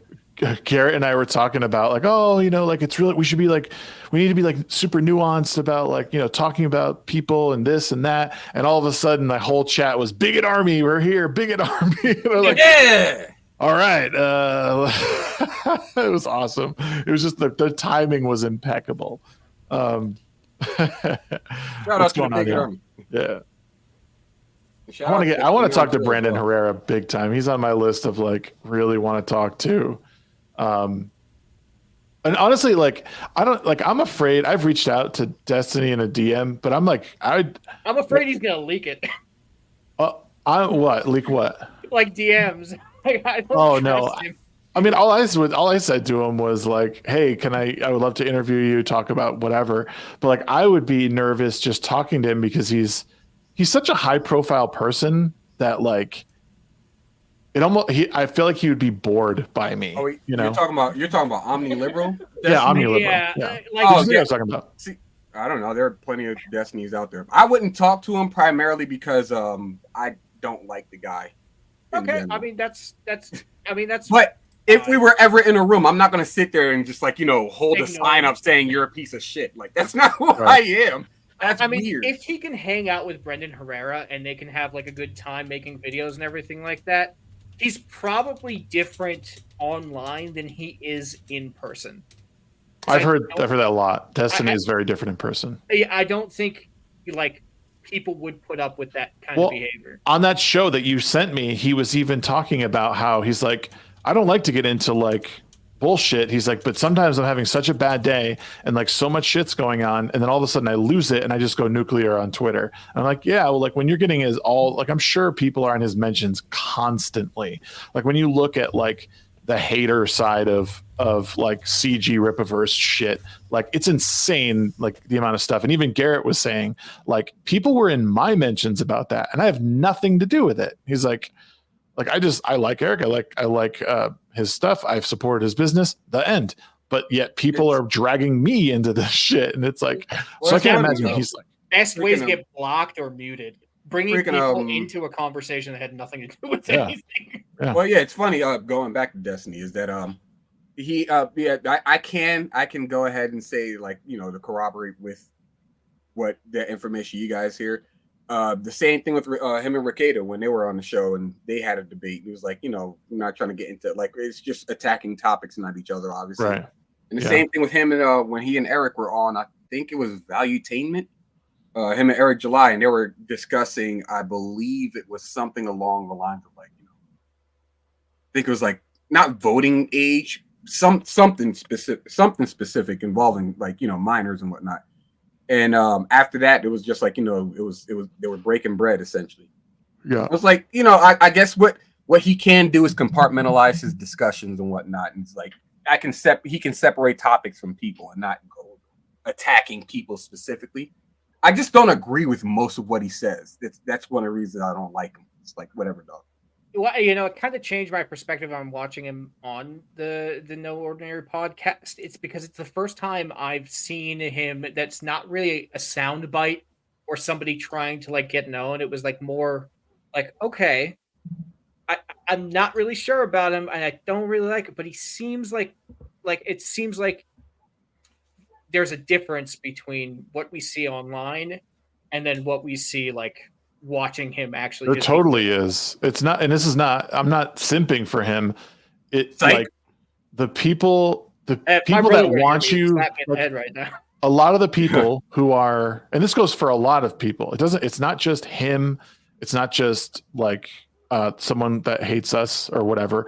It's like someone, two people removed don't like Destiny. So they tell their friends.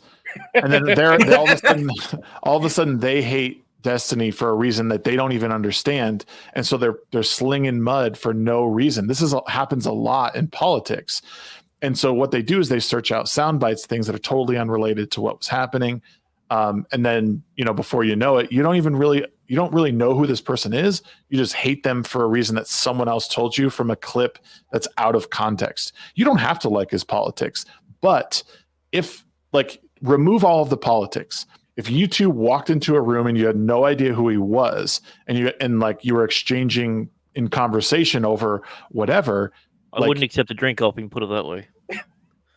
Yeah. I mean, no. If you didn't know him, if you didn't know who he was, if I didn't know him, I wouldn't. If I didn't recognize his face and I didn't know him, I probably wouldn't talk to him just because he doesn't look approachable. Okay. Dead ass. Same thing goes for you, Shags. I wouldn't have talked. No, I'm joking. No, it's like I'm just saying, like it's important to engage and like listen to those things. Nogreenrocks, and that's why I have a guest coming up in 2 weeks that nobody's gonna like. But I'm telling you, like it's important for me You've had Vito. And this is the one you're like. You're not gonna like this person. Use your powers of deduction, and then I'm sure you could figure it out. I didn't think Satan was doing any podcasts anymore. Same. Yeah. Dude, I told you not to get Fauci on the podcast, man. Come on, dude. Oh, dude, I would love to chat with him. Yeah. No, you wouldn't. No. See, here's the thing. Okay. no. Okay, I have so many words to say about that shit, right? Here's the shit that would Don't piss me get off. us started. Don't get us started. Don't get my Hey, we're on channel YouTube, nukes, please. guys. Off Remember, to we're on no Just fucking trust the end. science, all right? Trust the science, and you'll be fine. The issue with people like Fauci and Zack Snyder and other people of that ilk is they will stick to whatever talking point they were told to say. Corpos. And yeah, they won't change regardless. They won't tell you the truth. And I don't want to have a conversation with somebody who's going to lie all the time. That's one of the reasons I don't have a lot of conversations with people who aren't honest. Like if you're genuine, I will extend that olive branch to Destiny, right? If you are honest, if you are genuine in your position, in your stance, I can have a discussion with you, but I'm not going to sit here and talk to you if you know on the face of it you are lying. Right. I will not, because there's no point. There's no actual discussion. You're going to sit here and feed me bullshit the whole time. Why would I listen to you? But that's just me. No, that's fair. Daddy, cool. No, that's totally fair. And I think there's more people out there that are. There's a lot of grifters out there. We know it. There's a lot of people just saying shit to stir the pot and to get people really mad because it pays their bills. Yeah, it's but a I think problem. yeah, Me off so but there's plenty of people out there, and I hate to say it, but Destiny is one of them who is. Destiny is one of them who is well read. You might not like what he says because you don't want to live life like that. You don't want to, you might not agree in his ideals, whatever.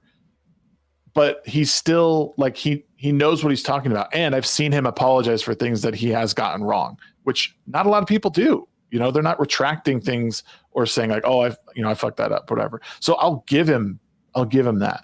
It doesn't mean that I celebrate his collection of YouTube videos, that he's a outstanding person. Like I don't like that he engaged in the polyamory shit. Like I think that's wrong, but whatever. I think he does too.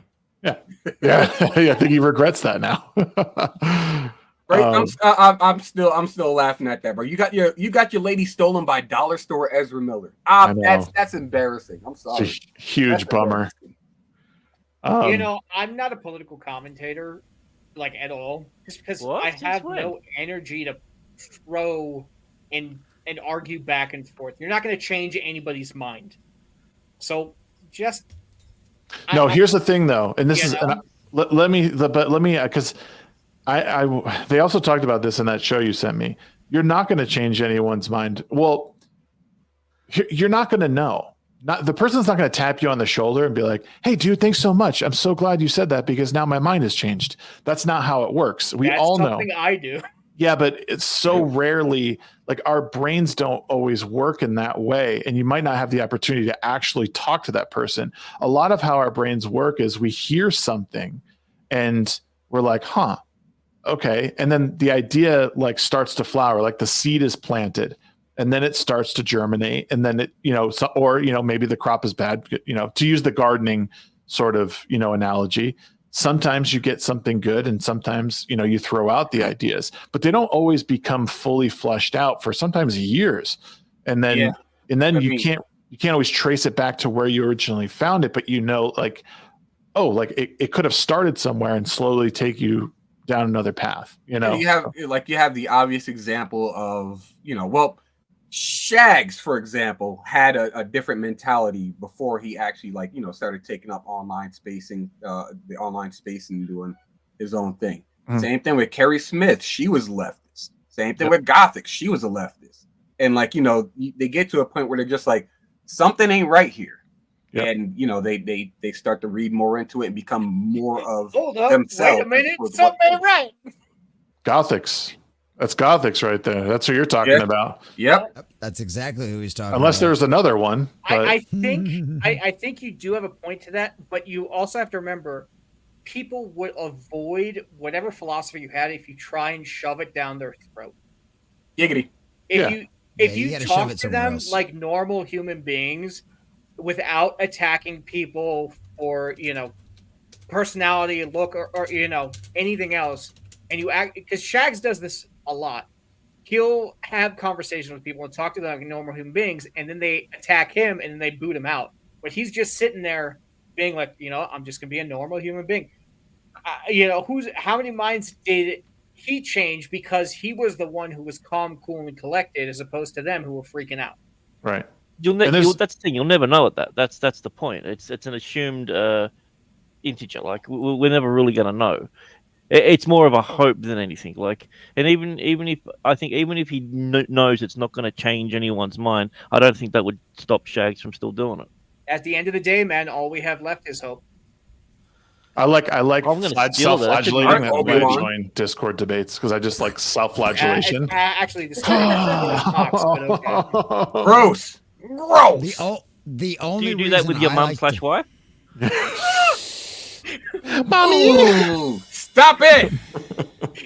You have a problem, sir. It's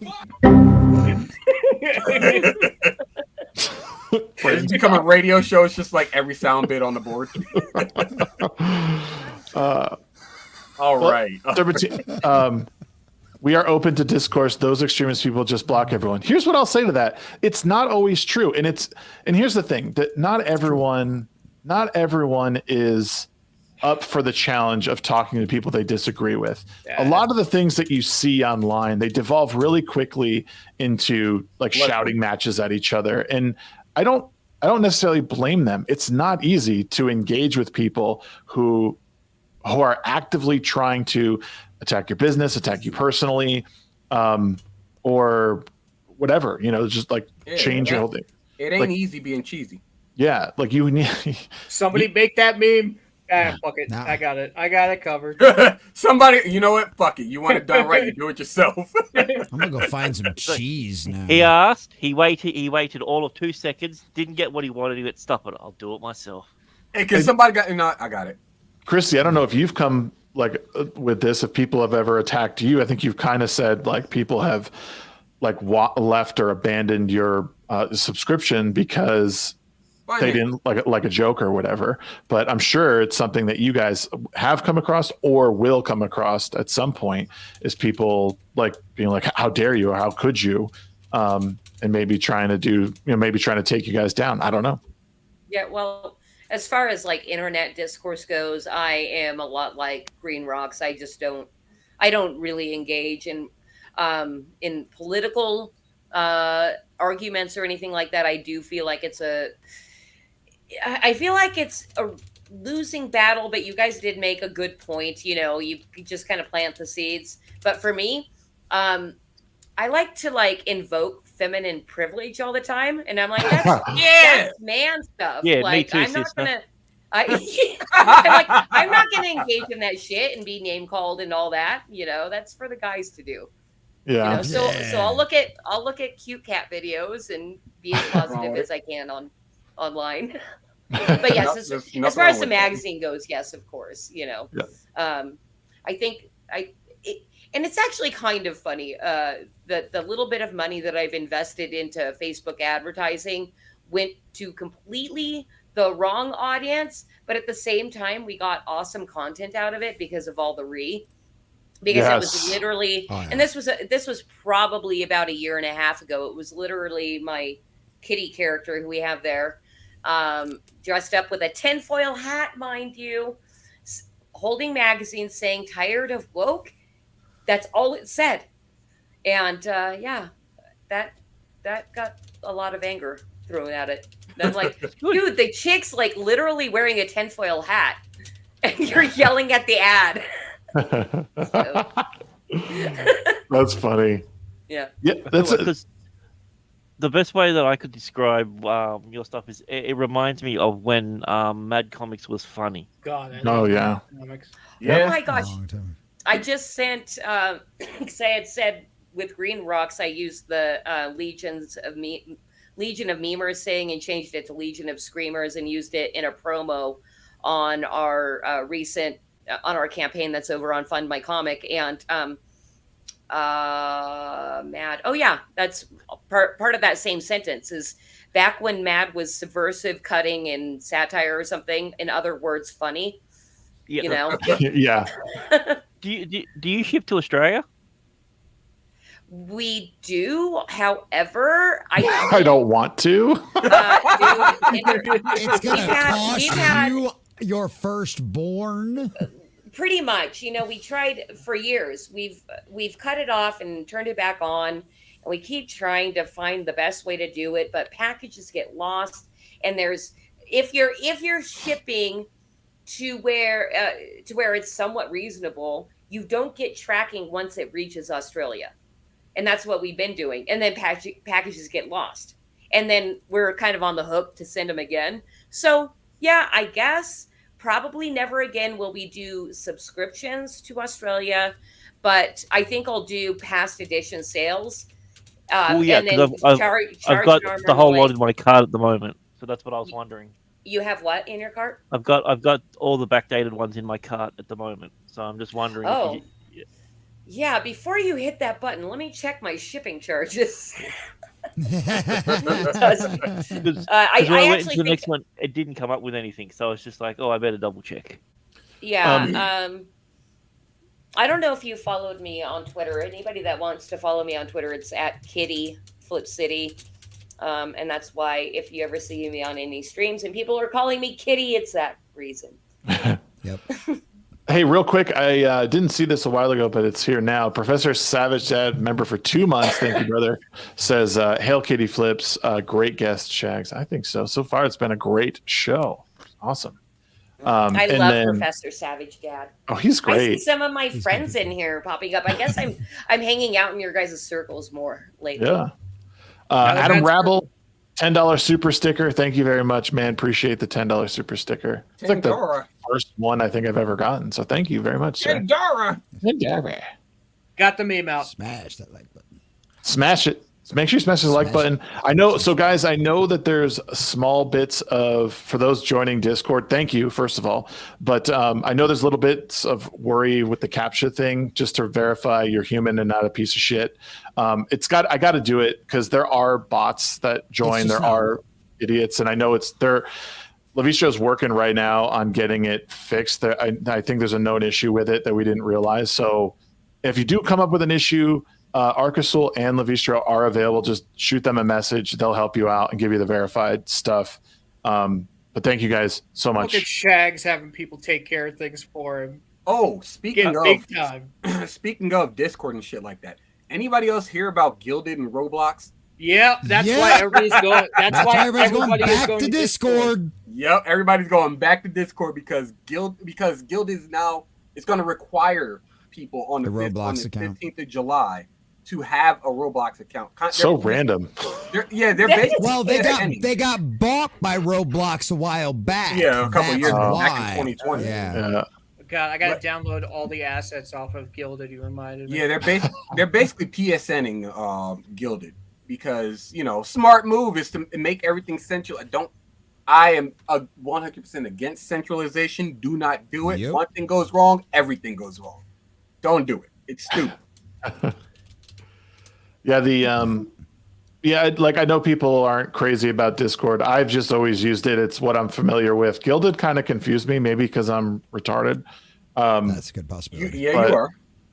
But yeah, this is something that we're just working on. Like I said, it's a work in progress. The Discord community, as we're doing, like we're building out some forums, voice chats for games, and just like for people to play games together, do watch parties. Is that in members only stuff? So definitely check it out. Be a part of it. The ultimate goal is to eventually, I would like to be more of like organization, bring people underneath the umbrella, the Shags umbrella, and have other creators in there and expand as Discord makes their product a little bit better. Like for a long time, I've thought about how to again kind of bring up creators if they can, and utilize this the very best way we can, because there's so many people have servers. It would be great to try and figure out how we get everyone sort of together, and then again allow people to curate an experience that they want. They don't have to always be looking at politics. They don't always have to look at gaming if they don't. If someone's here just for politics talk, well, they can go in there and just engage in politics. If some people want to do gaming and not politics, they can do it. So that's where we're at with that kind of another quick little thing. Shags, before we move on to the next point, I wanted to say when you said about creators bringing up other creators, I had an idea and tell me if it's stupid. It is. Very. If I ever get big, I would love to sponsor smaller creators and their channels. Yeah. I don't know why bigger creators are not doing so. Well, here's the thing. Here's the reason, I think, because when you sponsor, like, it's the same reason that, like, you see people like that were sponsored and now all of a sudden they're not sponsored because they did something wrong and that person doesn't want to be associated with them anymore. So as people are coming up and they're trying to make their name, someone else, like, the sponsorships we get now are the 1.5 hours on a stream with Nerdrotic or with Quarter Black Garrett or whoever. You know what I mean? Those are that's how we sponsor people, that they sponsor people, like, little bits at a time. Because if someone says something, like, if someone says something that you're sponsoring that you don't co-sign at all and, like, might ruin your reputation and has Legion of Memers all over their shit, now that goes back to you. That's why people are so, like... Well, isn't that why people have, like, clauses? Yeah. But, like, sometimes the damage is done, like, sometimes, like, brands can be ruined. Like, yeah, you could kick them and, okay, see you later. You're like, you're not associated with me anymore. But sometimes the PR can be so bad that, like, your brand might not recover. Oh, this guy from the Legion of Memers, he's talking badly about, whatever. It's something. Yeah. Yeah. No, I get it. No, that's a good point. I think there's also the aspect of, I'm forgetting the name of the actual theory of it, or who the guy was that came up with it. But most people they have at about a maximum of, like, 50 close people that they're actually, 50 people they're actually close with. Mm-hmm. And if they just if someone builds their platform off of just sponsoring people, that's fine. That's what you want to do. But if that's not what you do from the beginning, for example, like, with Mahler or Gary or somebody like that, if you're just going around sponsoring people empty, in an empty manner, there's no genuineness behind it. They're not, like, you're getting a shout out or whatever, but it's not them going to watch your stuff because they don't have enough time in the day to pay attention to every single person within a sphere who's trying to create something. I think it's more of like, what they can actually put their focus on at a time. For example, like, even though Eric is as big as he is, Gary doesn't shout out the Rippaverse on every episode. He just doesn't have the time. Yep. Well, I mean, does Rippa doesn't sponsor people's streams, right? Well, he doesn't sponsor people's streams either, but he does promote Rippa Send, so that if people want to, if people want to create something and they have an idea, they want to get it off the ground, they can bring it to Rippa Send, get the consulting and stuff like that, and we'll see how we can help you, get your leg through your second leg through the door. But you're doing most of the legwork because it's your thing. Mm-hmm. It's just more of like, what can we do to kind of push you forward, as opposed to just like, consistent sponsorships and all of this other extra stuff that is not something that's in most people's purviews. Right. And it's like, I'm sure, Christy, you might have some input on this too. Like, with your publication, like your print one, like, you could go out and essentially sell advertising space in it, but then you got to convince people, like, this is a good thing. You'll have to send it, give it to them, like, but they might look at that and be like, oh, I don't want to be associated with that. Or you might put a joke in there one time and then they pull it out. It's like, it's really hard to get those things and keep them because you want to say the things that you want to say. You might have totally different beliefs. She's on mute. I don't think she recognizes it. Yeah. But yeah, no, I'm sure you have that. Not anymore. Bam. Not anymore. Yeah, no. I've only done a tiny bit of trying to advertise. I haven't been able to sell any advertising. One cool thing is we have aligned with, we've been able to kind of do the kind of parallel economy type of trading thing. So I don't know if anybody out there has heard of Iron Age magazine. So we've traded ads with them. Yeah, and then I have like an affiliate thing going on with a merch company who makes merch for us and stuff like that. So we sell a teeny tiny bit of advertising, but more in trade. Okay. I was kind of surprised Iron Age or Anvil magazine Anvil was willing to put an ad in our magazine, because I know they're a different thing, but Right. but we are kind of on the same mission, and Richard over there likes what we're doing. I'm like, did you read everything, Richard? Okay, we'll trade ads. Let's do it. So that's as far as, but selling advertising period is hard. Holy moly. Yeah, it is. Levistro, 5 gifted memberships for the Shagsworth channel. Thank you so much, brother. Appreciate you, man. And Adam Rabble came through with 5 gifted memberships as well. Guys, enjoy those. I hope you continue them.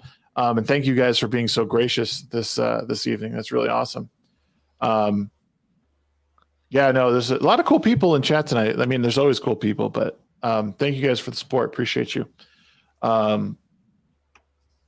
Yeah, I haven't, I'll be honest, I did not read your I didn't read the publication you sent yet, the mag one. God, I can't talk. I didn't think you would. What actually surprised me is when I went over on Jesse's stream. Gosh, was it over a week now? Anyway, super fun stream. I had such a good time with you guys, but I was shocked. Everybody, the entire panel read it, and they were gushing the whole time. So I was really hoping maybe you would, and then gush, but then it didn't happen, and that's okay. I have it pulled up. Prick, I mean, I can gush all over again if you'd like that, because tell everybody. My panel. Listen, I got a DM that I'm going to research, check and, out when later. I send them materials, they read them and look into them. It's funny because my guys do too. And I'm like, thank you for coming to my stream. My guys actually look at everything I send them. Right. Well, I'm actually excited to read it. So if it's going to spoil anything in that DM, please don't, because I want to be surprised. But just so you know, I have it pulled up here, but it's all pulled up. Like, I'm ready to read it. I'm so excited to. Like, even the first couple pages, I was like, oh, I know I'm going to love this. And I was a big, huge fan of Mad Magazine back in the day. So the fact that we're like, this is what we're looking at, like, that's huge. Like, that's what I want. Actually, what I would love, because Jesse, you had said a little earlier in this stream that you were like, ooh, please give us your freaking honest feedback. I'm kind of surprised that Jack seemed to love everything, because he seems like reasonable, and we're completely unreasonable. No. Jack is actually probably the most outside of my weirdest take ever on Jack I've ever heard. Yeah, no, Jack is probably the most.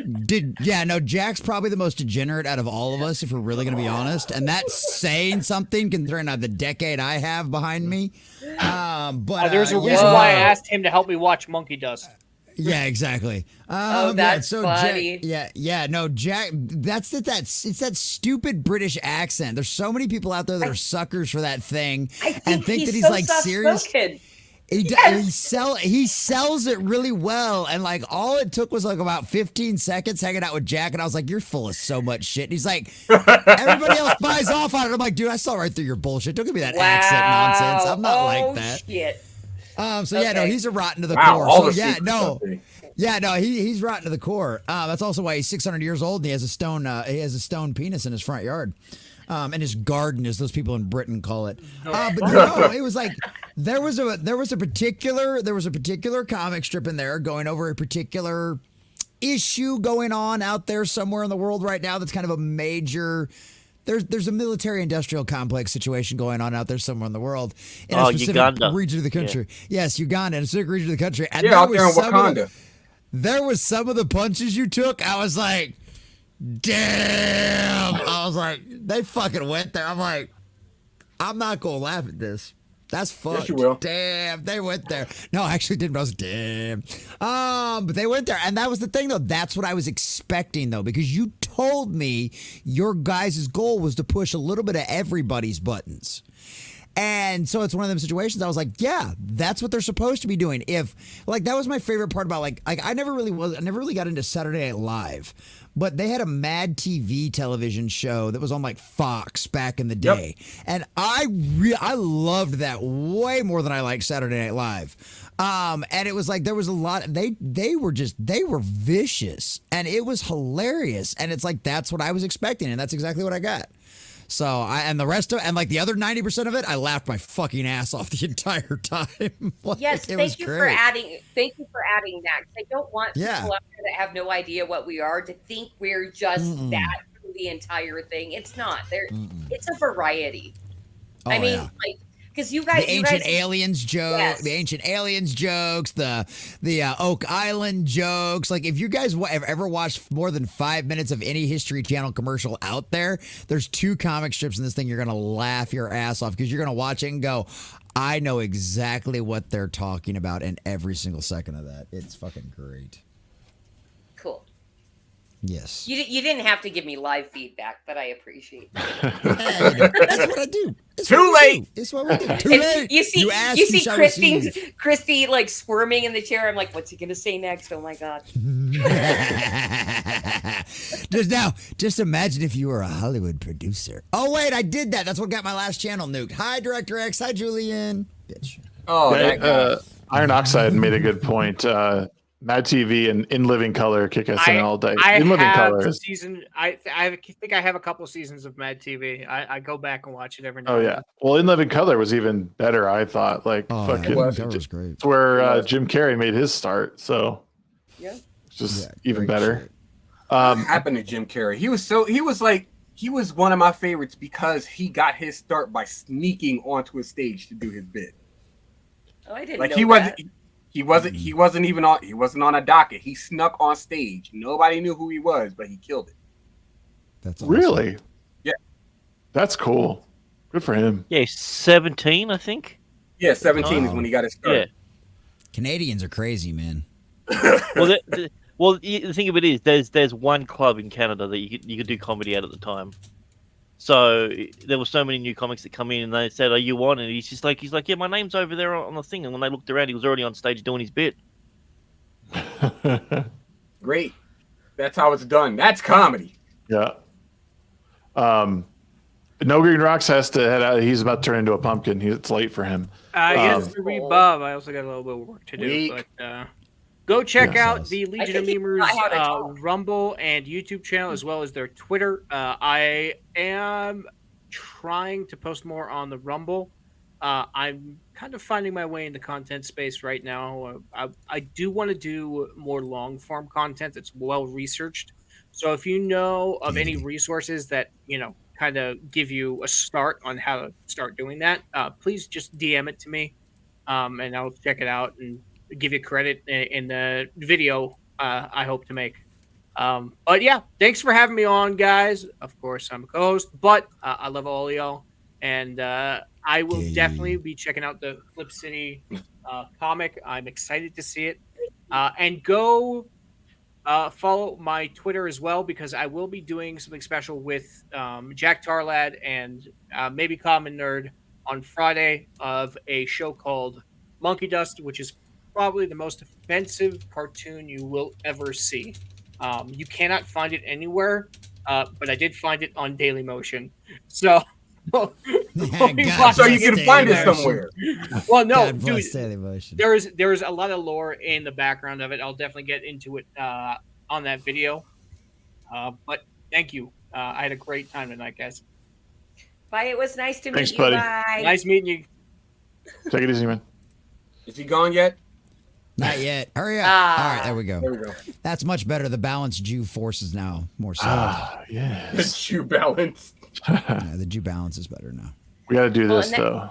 And that was the thing, too, when I was looking at your show and I was watching last week's Wednesday Hump thing. And I was like, I feel a little weird. That's what we're changing the show to. Show. The Wednesday Hump thing. That's what the new show is. The thing with I was humps. like, there's some big dick energy over there, Mr. Gregory Grant guy, and your 100,000 subscribers, and yeah, that's impressive. I'm gonna get that printed on a T-shirt. The big dick guy. Make sure you quote her too, though, and like at her Twitter account for that too. Oh, like, yeah, I will, yeah. Dude, if I can get followers off his T-shirt that he's making money on, that's fine. I'll take it. Oh yeah. Ladies call him the big dick guy. Big dick energy. There you go. Big dick energy guy. Yeah. It just means I don't have a big dick, but I act like I've got one. Yeah. It's like how I pretend to be black sometimes. Same thing. I would never buy that with that accent. Yeah. I mean, there's some. You'd be surprised. There are some black Australians, and you sitting there, you hear them, and you're just like, allegedly. Nah, bro, come on now, stop playing. Stop Nobody, playing. nobody believes that. Wait, do you Shut have up. We know you you're have from black South. people in Australia? Yeah, like our country's original inhabitants. Oh, all right, cool. You know, the natives. Well, that's the thing. I was wondering. Aborigines, the I was Like, wondering if they're really considered black, though. black. Are Aborigines are considered blacks? They're pretty fucking dark. Yeah, because of the color of their skin. Okay. The more you know. Hey, listen. I think Sheep's that got cousins in Australia. they're like black adjacent, right? Like with- racist. I don't care. Well, yeah, a few of them. So a few of them live near me, so I guess I am black adjacent. So, yeah. Oh. Shout out. Like I don't know. Like I really want to work through this. I'm not even trolling. I'm trying to. You know what I'm saying, though, right? Like No, I don't. What are you trying to say, Shag? what I mean is like. I guess what I meant to ask was, do you have African Americans in, or do you have? Digging himself Australian. a deeper and All right, deeper I got- hole. Yeah, Here we go. it's That's there. Grant, he's You know- asking if you know any niggas in Australia. yeah. Thank you for at least okay. Token is here, being able to say the word. Yeah, of course. We got a huge like what I would consider a proper African population, like people who come over from Africa and are first generation Australians, but we don't consider them African Australians. Once they're born here, they're Aussies. Doesn't matter where they're from, you know. Yeah. That's how America works. If you're born in America, you're an American. Yes. Pretty much. But that's the thing. Isn't the politically correct term for black people, Africans born in America? We're supposed to call them African Americans, right? I mean, that's the PC thing to say. I don't know. I never understood that mentality because 99% of them have never been. True. Exactly. Right. Like and you're putting that first. Well, yeah. American It Africans. does seem insane, actually. I'm an American black, is what I am. There you So, go. Can't you just I be don't an know. American? Can't we all just be Americans? I mean, just- because I'm a beaner and my grandparents probably hopped over the border, like, can't we just all be Americans at the end of the day?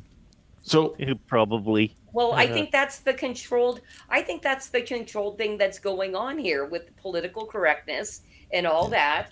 And I think we should all fucking reject it, including everything we're supposed to be offended about.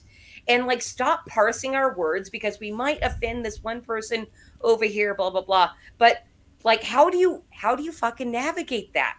Because you don't want to be the complete fucking asshole unless you do. Like I don't want to be the complete fucking asshole, but also I want to speak freely. So it's like what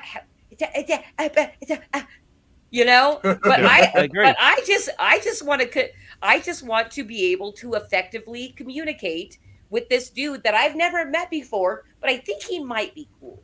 So let me just risk a little bit of in language and then like pray to God that I'm not going to be hated on because I don't want to be hated on. I don't think anybody wants to be hated on. Yeah. I just looked up. I don't know why I didn't know this. I think I knew this, but I didn't. But I just looked up pictures of Aboriginal Australians, and they look. I mean, they look to me like Pacific Islanders, like Native Hawaiians. Nothing like Pacific Islanders. Very Polynesian. difficult. Yeah. They do not, dude. I'm looking at the picture right now. You look more Polynesian than Aboriginals do. No, I don't. Now you're trolling. Take that back. Hey, can you bring up what you're looking at so we can see? Sure. Because that is kind of how I feel when looking at Aborigines people is not necessarily that they come from African descent, but they are kind of a darker Polynesian type people. Who knows? I don't know. Oh, see now these pictures. Like I just, what the fuck? Maybe Who's I was gonna looking at do the the wrong DNA one. test? Were you looking at someone from Papua New Guinea? Maybe I don't know. They look like a mixture of like African Americans and Polynesians. Yeah. He sees one picture, and then he's like, "Oh, all black people look like this." Y'all are the Like same. I said, racist. First, send Ruin Leon the link. He gotta get him in here. I look like a tan Jason. Jason Momoa is naturally tanner than I am in winter. This is true. Come on, Tim. Hold on. I'll Are bring you up. that buff though? Do you take No. shirt stuff? He's No. far I'm from sorry. that, bro. I'm married. Never mind. If Yeah, you okay. pay him enough. Right. Yeah. Let's see. How long till naked snake? What is that? Naked snake? How long till naked Techno? shag? Oh God. Why don't you go ask your mummy? Is that what happens on Rumble exclusive? He does that shit on YouTube, which is wild to me. Let me just. Shout out to Camelot. Yep. Well, I know I got some good advice backstage, even though you might not have known it, Jesse, but you were talking about how much money you make eating gummies live. And I'm like, that's how you make money. Yeah. He's like, "Oh, these are so gross. Don't make me eat them. Oh, I hate feeling so high and awesome. Oh, what an aftertaste." I mean, I hate gummies. Hey, to be legitimate, those things did taste disgusting afterward. That aftertaste was legitimately gnarly. Okay. He's just Well, you're not lining up jumping- for the next time he does it. Like You're this not guy there totally for does. that. Those kids You're not do. there for the You- taste, you goof. Look, right here. You've also right got to here, baby. understand one thing, Shags. America and Australia are almost the same size. So Sorry, say that again. America and Australia are basically the same size. Just most of it's when it comes to, uninhabitable. so we have a lot of diversity when it comes to different looks from West Coast to East Coast. That's It's all fair. about tribes that never met each other because it's 3,500 miles across. It's big. This guy looks like he just smoked a fat doobie right here. Which one? God damn, bro. He's blitzed like a motherfucker. Couple of Bubba, dabs my or dab what? rig. Yeah. Dude, No, he he got just into my spent a- gummy steak. He got into my Spent a gummy bit of time in the stash. dreaming. Right, yeah. Or is it left in the sun too long? Damn, that guy's crispy. Damn. Told you he was a racist. I'm just making an observation. Well, All right. you had Oh, to black pick, people you had look to pick the crispy one to Aboriginal shags. guy that was burnt to death in a protest and say that. Wow. Oh, damn. I love everyone, by the way. All right, Ricky Berwick. I like you stealing from disabled people now. What is wrong with you?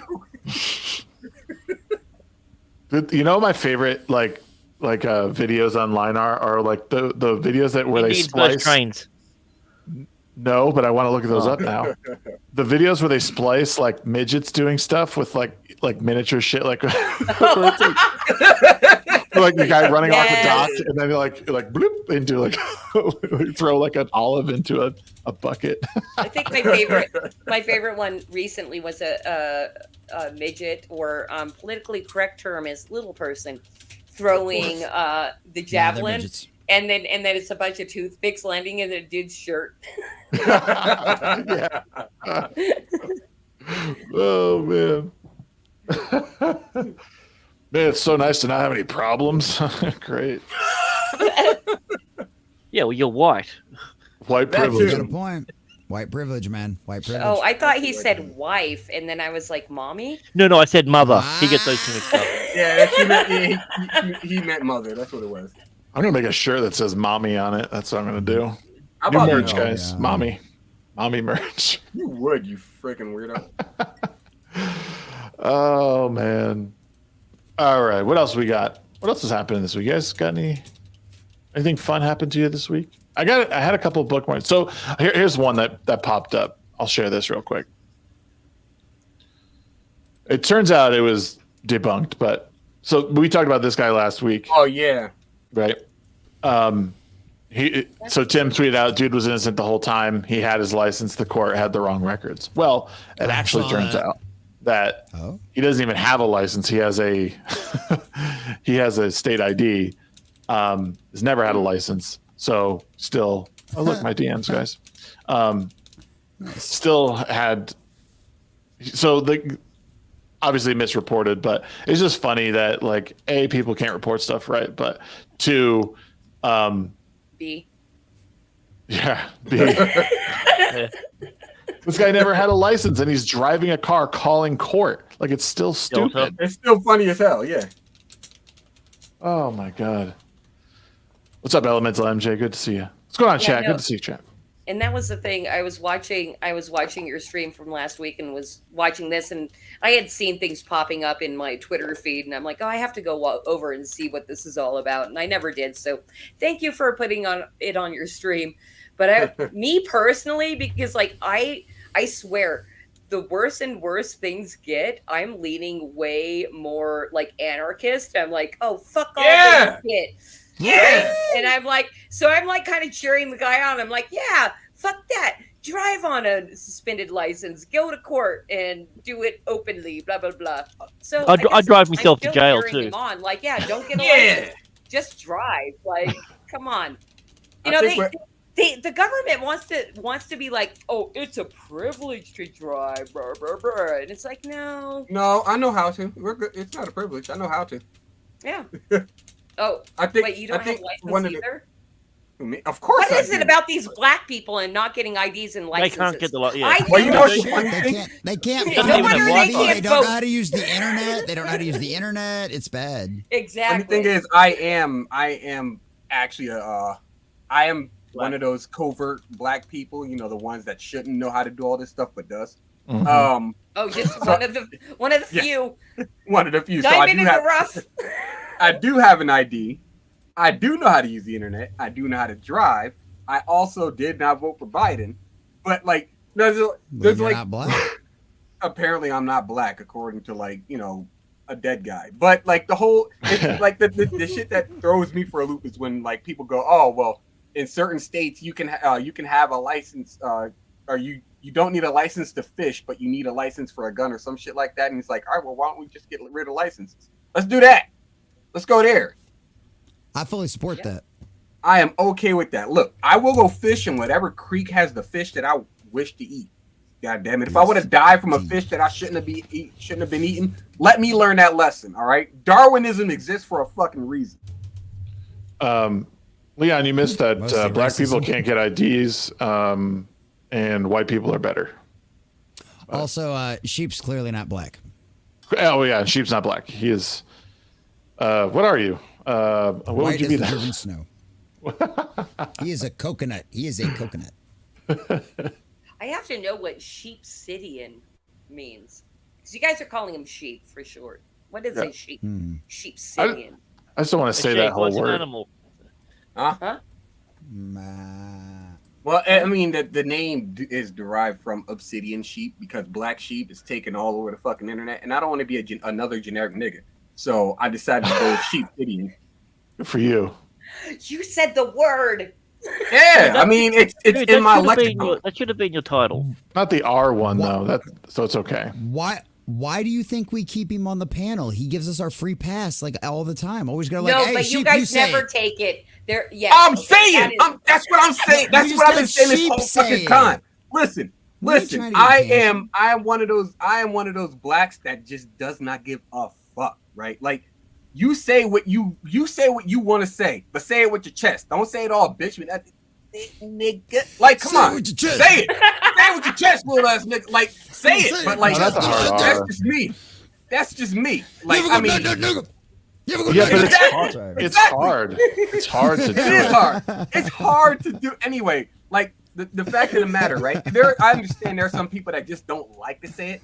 I'm not disparaging them. Right. I'm disparaging the people who look at others and go, how very dare you take his word? The white people came up with the word in the first fucking place. Well, what are you talking about? It was even funnier when what's his name? Keemstar was getting all like over the word Negro. And it's like, dude, That's not the N word. Like, you know, I think it was more of the it's a multifaceted thing with Keem. Is that like, well, it's one thing to say negro because you know that's the color black in Spanish, and then it's another to say negro, which is just another quote unquote derivative word for from white Americans in the civil rights era. Nonetheless, there's that, and also Keem is always under a microscope when it comes to YouTube and shit like that. So I think he's just looking out. Well, especially with that word, he's had a bit of a history. Oh, I can't, dude! I can't even write in chat KNEEGROW. I can't write negro. Really? I can't write. Funny. I can't write like knee and then grow. I can't write it. Try to write it; it'll reject the comment. That's funny. Try changing it a bit. I did a different thing. Oh, wow. I did a whole different thing. I did knee and then grow as in grow a plant. Like lots of E's. But wait, the bees can say that in chat, but I can't spell out two nice words? What? That's bullshit. You know, it's really funny, Shags, do Negro with a 3 either. Really? Yeah, is it I can see it in my chat. I can see it in my chat, but it's not showing up in StreamYards, which means nobody else is seeing it either. They automatically block it. I'm putting a lot of N and E's, and then some A's, and then grow. Okay, let's see. Luke. There we go. Luke, we hear you, bud. We hear you. We see you. We always hear you. Tabi says because he's brown. YouTube knows. They know. Yeah, they do. Oh man. What's up, Luke? Good to see you, buddy. Yeah. Oh, so, see, there you go. You can type that whole thing. Wait, why'd you put an A in there though? Because I wanted it to go through. Oh. By the way, and this is I had to say because I see my buddy over there, Salty, in chat. And I tried to say, hey, you got to tell him a story. Salty, check your Twitter DMs. That's all I have to say. That that was paging you. Check your Twitter DMs because I have what the fuck, bro. Anyway, there you go, Shag. You got to tell it a story, then you can add it in there. What story? Check my comment. No, check my comment out. I got it to work. Doctors say I have to let my knee grow after my surgery.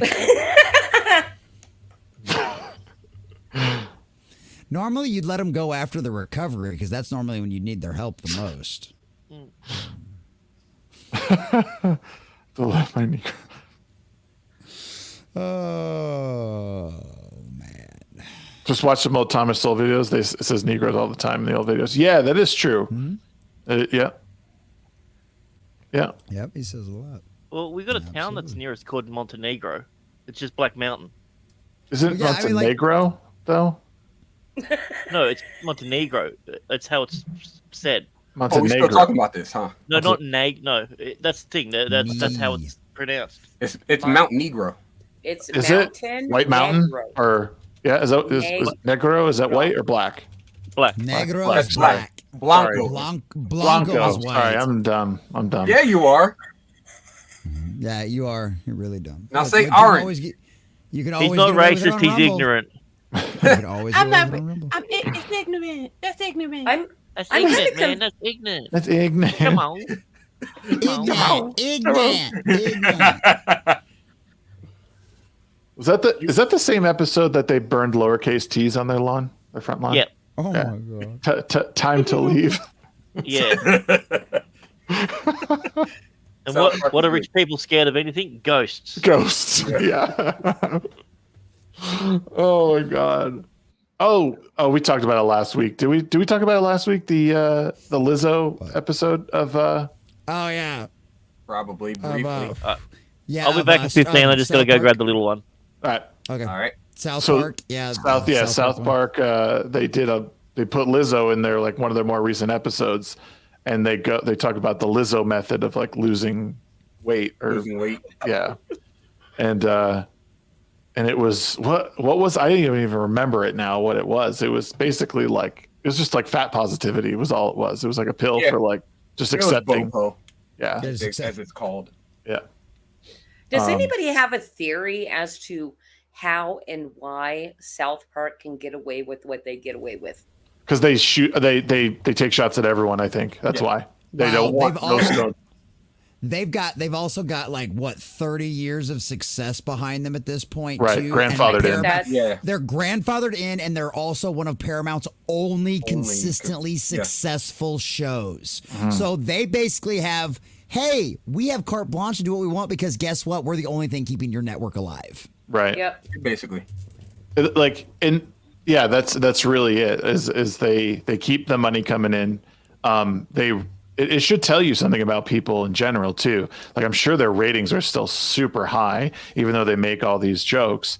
And yet, like Hollywood's like they're like, oh no, like we shouldn't do this. Like no, there's a show that does it week after week. Like you should absolutely be doing it. It's okay to lean into these jokes because normal people, think they are funny.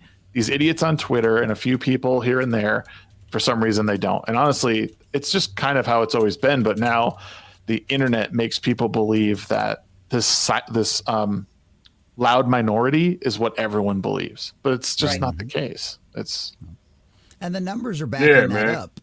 The numbers are backing that up. These CEOs and a lot of these major corporations were sold a bill of goods that this woke thing was going to be the next hot thing. It was going to be the next Crocs, and everybody was going to want it, and everybody was going to get down with it. And it turned out, guess what? Wasn't true. The majority of the population rejects this nonsense and doesn't want any part of it. Yeah. And now we ended up with Bridge. Yeah. Which it's just like when Common Core turned into something else. You know, it's just like when progressive turned into liberal and then liberal turned back into progressive, and it's just they just recycle the same nonsense over and over again. It's like I said, it's like this is the new religion. It's the same as the old religion that's been going around forever. It's narcissism and egotism and ego. It's all the exact same thing. They want to reshape the world in their own image. Hey, guess what? Somebody else tried that too. He got cast out from heaven. So it's like this isn't a new story. This isn't a new story. This is the oldest story practically in the book, you know, so the book, y'all. The book. The book, exactly. Fucking okay. I don't know if all of you, maybe because you know this guy way better than me, I'm like super impressed with Jesse all the time, but mostly because his mic is the best. You have the best mic. Oh, that's a fucking lie. No, you sound like shit, sheep, man. I don't mind. Listen, I don't mind sounding like shit. Well, you're not gonna sit here and act like he had the best. No, you sound. No. He has a really great mic. Listen. I'm like impressed with his fucking mic. Okay, listen. Quarterback Garrett bought my mic. Exactly. He got his good mic a few weeks ago. Like 4 hours ago. Like he's had a good mic for a few weeks ago. If you listen to this show since he first showed up, his shit spiked harder than mine. Get the fuck out of here with that nonsense. Oh my God, I had no idea I was going to get screamed at by a black man tonight. No, I'm not screaming at you. I'm screaming at your idea. The idea of him having a good mic is dumb. You are it. Hey, we got the compressor and all the rest of that stuff figured out. I can yell now. It's okay.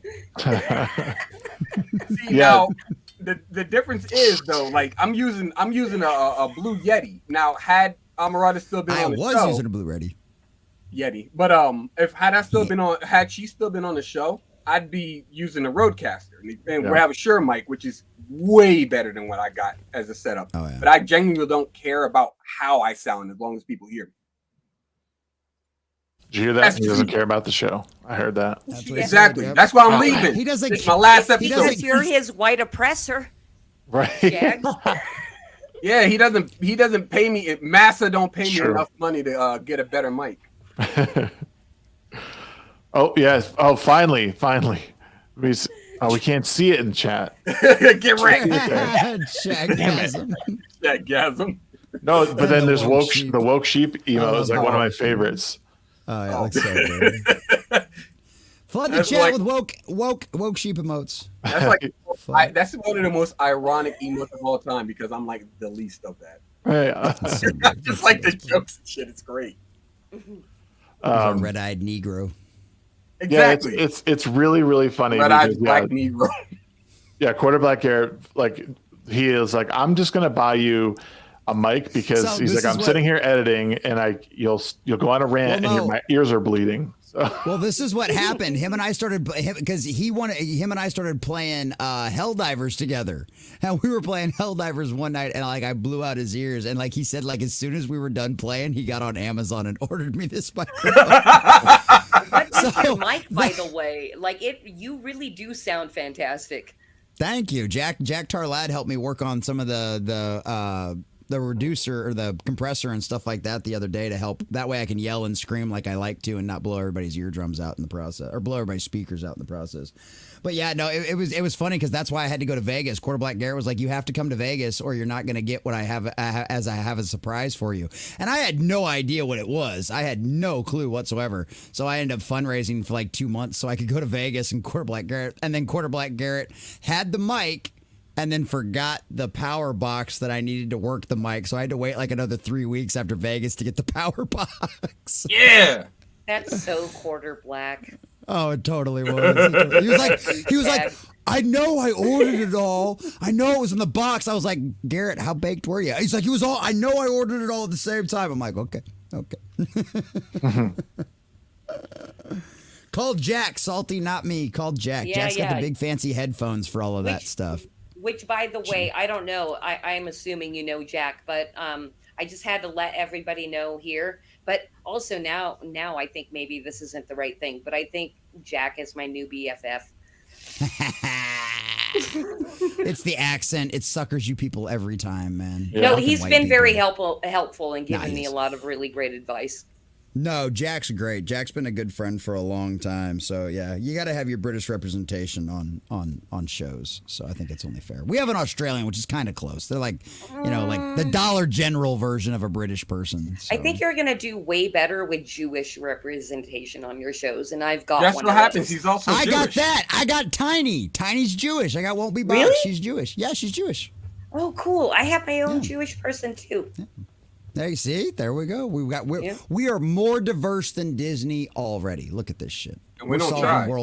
No, we don't. That's the best part. We don't even try. Yeah. Oh man, that's freaking. Anyway, great. where were we going anyway? Something more offensive.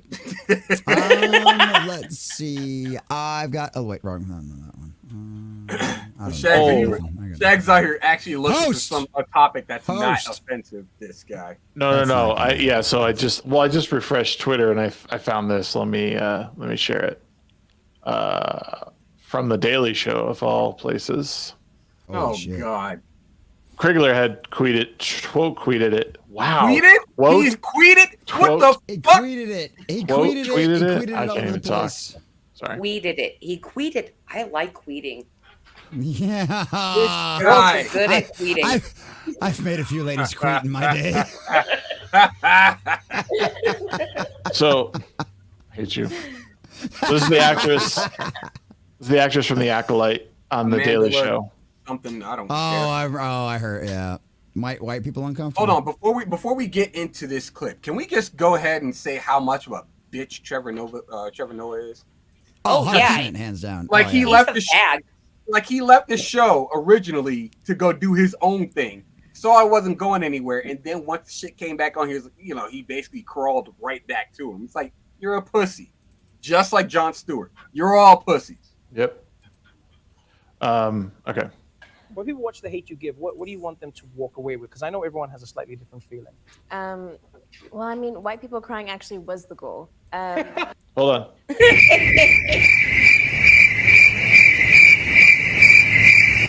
Loud ass crickets. Jesus Christ. No shit, dude. You need to turn them down. Holy God. Yeah. This shit's worse than Jesse's. What the hell? Yeah, no shit. What the fuck, man? See, you're making my shit sound good. There's no crickets. Hold on. Pause. I just want to go ahead and just to refresh the chat's memory.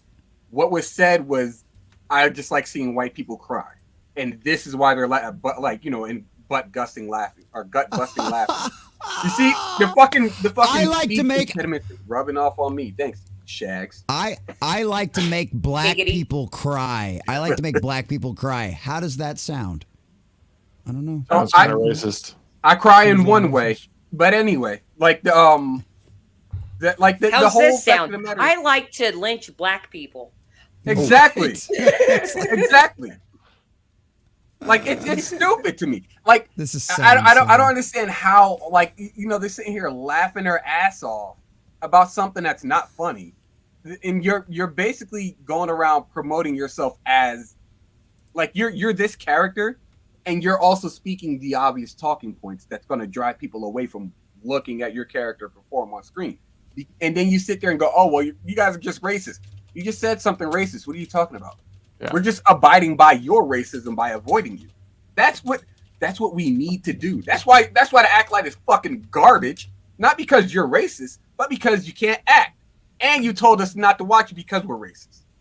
Well, and the even more retarded thing about the whole thing is like, it's not like just white people crying about this. Like, there's plenty of people who watch this show who are not white and who are like, this is not good. Yeah, it could have been good, I guess, but it's not good. And like, and again, yeah, and like we've already mentioned, like if it were a white person sitting on that stage talking to another white guy and they said, "Oh, we just wanted black people to cry," it would be everywhere. Oh my God, racist! See, this is what Trump did to America. What's her name? The fucking. I always forget her name too. The chef lady, not Martha Stewart, but the other one. The one that said the N-word. That said nigga. I'm over here sensing myself. Oh, I don't. I'm so mad. Chef lady. Yeah, I'm so mad. Yeah. What the hell is her name? She does all the fried chicken cooking. Yeah, her. The butter lady, yeah, the butter. Oh shit! I'm still mad. Her name is like I'm drawing a blank on her name right now. But people, Paula Deen. Paula Deen. There we go. Paula Deen. Like it's like when Paula Deen says, like when she says nigga, like oh nope, you got to throw her in jail, and it's like, right, what? But y'all say it. Yeah, but we're allowed. Why? I hate this shit. I hate it. It's stupid. It's because they were oppressed for so long. You know, these two people on national television making millions of dollars. You see how oppressed they are. I hate to break it to a lot of these, you know, modern day racists, but Sumerians were enslaving Sumerians way before black people were enslaved by white people. To be fair, though, Trevor Noah did, like, his family escaped apartheid. Like, his book is actually pretty good. It's a very really good read about family leaving South Africa. Don't care. Like your family's history. My thing is your family's history has no bearing on who you are. Well, no, and actually it actually speaks to, like, I mean, he got away from that and now he's super famous. So like he's not like he's anything but oppressed. Yeah. And speaking the talking points, exactly. Like I hate people that do that shit. It's like, oh, well, you know, we've been oppressed, and who's we? Motherfucker, you were born in 1994. What are you talking about, we? Yeah, right.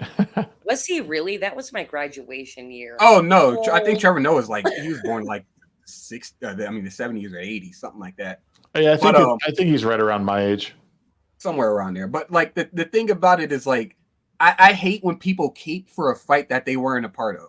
It bothers me so fucking much. That's one of the reasons why, like, you know, I'm seen as one of those. I'm seen as what would be considered, you know, the trash panda, if you will, because I don't want to get Shags demonetized that quickly. But he's born in '84. He's my age. It's a slow burn. You're welcome. Yeah, exactly. It's a slow burn. But like I'm seen as like, you know, a trash panda, or I'm buck dancing or something like that. And it's like, no, I just choose not to fight a fight that I wasn't a part of. Like. My ancestors went through that shit. I don't need to go through it for them. They went through it already. They've gotten us this far. I don't have to worry about wearing, you know, shackles and stuff. Like I sleep with a white woman and nobody's mad except for, like, you know, racist black people of today. That's Bro, it. You lay with the enemy? What's going on, man? How dare you? Just betraying your race every day. I know. Diluting your race. I don't care. You ever hear that one? Like people will say, like, race? Yeah. Why? Yeah, what, you're diluting your race? Yeah. I hate that shit. Dude. Absolutely, it's the wildest shit, and it's funny because Trevor Noah, much like Martin Luther King and what's her name, Rachel Dolezal and whatnot, they're all basically either light skinned or white people caping as black people fighting a fight for black people. It's like, dude, shut up. Dude, Rachel Dolezal is like, dude, that takes some balls, bro. Like, no. But she made off with the fucking loot. I kind of applaud her for it. I Right. kind of applaud her for it because she got this far without the entire NAACP not knowing she was actually just 100% white. I died laughing when I heard it. Oh, she's like the biggest fucking like stereotype like. Oh yeah, she is super Karen. It's great. This cat, man. All of a sudden, you want attention? Of course he does. That's what you get for being a cat daddy. Yep. Oh, here, kitty. True fact, I've heard more black people least. say that. Even some of them, my own relatives. What? Wait, what did they say? Oh, diluting your race? Is that what you're talking about? Oh yeah, probably. Dude, I had an uncle. My little sister's dad is black, and my uncle BJ, fucking that motherfucker was the most racist son of a bitch I ever met. But it was funny as fuck because he'd go, all white people are the devil. I hate white people, except my old lady. She's cool because he was married to a white woman. Great. I was like, fucking Uncle BJ, you're crazy. That's like all the basically like some of the more popular black women in like celebritydom, if you will, like AOC and I think it was Rashida Tlaib and so many other white boys. Yeah, they hate white people. They hate white men specifically, but they're married to white men. It's like, Oh yeah. okay, sure, I believe you. Yeah. Basically, the whole crew. Kamala Harris. Oh yeah, Kamala too. That's right. That Supreme Court judge. All of them. Well, we're all sitting here talking about, mixed families and everything. And, me being in Southern California, I have a very mixed family. And a weird thing that family dynamics in this day and age is the browner of the in-laws can make all the jokes, and they're funny and we all laugh. But if a white person in the family makes the joke or like wants to like riff, then it's like, it gets awkward. It's really awkward. Yeah. No, like there's been some really crazy, awkward shit that happened. I'm like, what the fuck? Like we're all family and we're all riffing. And so, but then because this person who you chose to marry, their sister said a thing, then everybody's mad. Yep. It's like, I'm just going to talk about the weather around here. I'm so sorry for those people. See, and that's so funny because my family, it was like, who can out-racist joke each other? Like my little brother's a quarter Korean, so I've got Korean family members, so we're always making quarter jokes Korean about, Garrett. Yeah. So we're always making jokes about eating dogs. Oh, and that was my favorite. So like my stepsisters. Your favorite was eating dog? Welcome back, man. No. Yeah, right. Glad you popped in. But it was really funny because like they grew up in like this really white, like affluent area of like Kansas, like really rich. Like every house is like over $400,000 kind of place, right? And I made the joke. I said, "What do you call a Korean walking a dog?" And I said, "A vegetarian." And she straight up.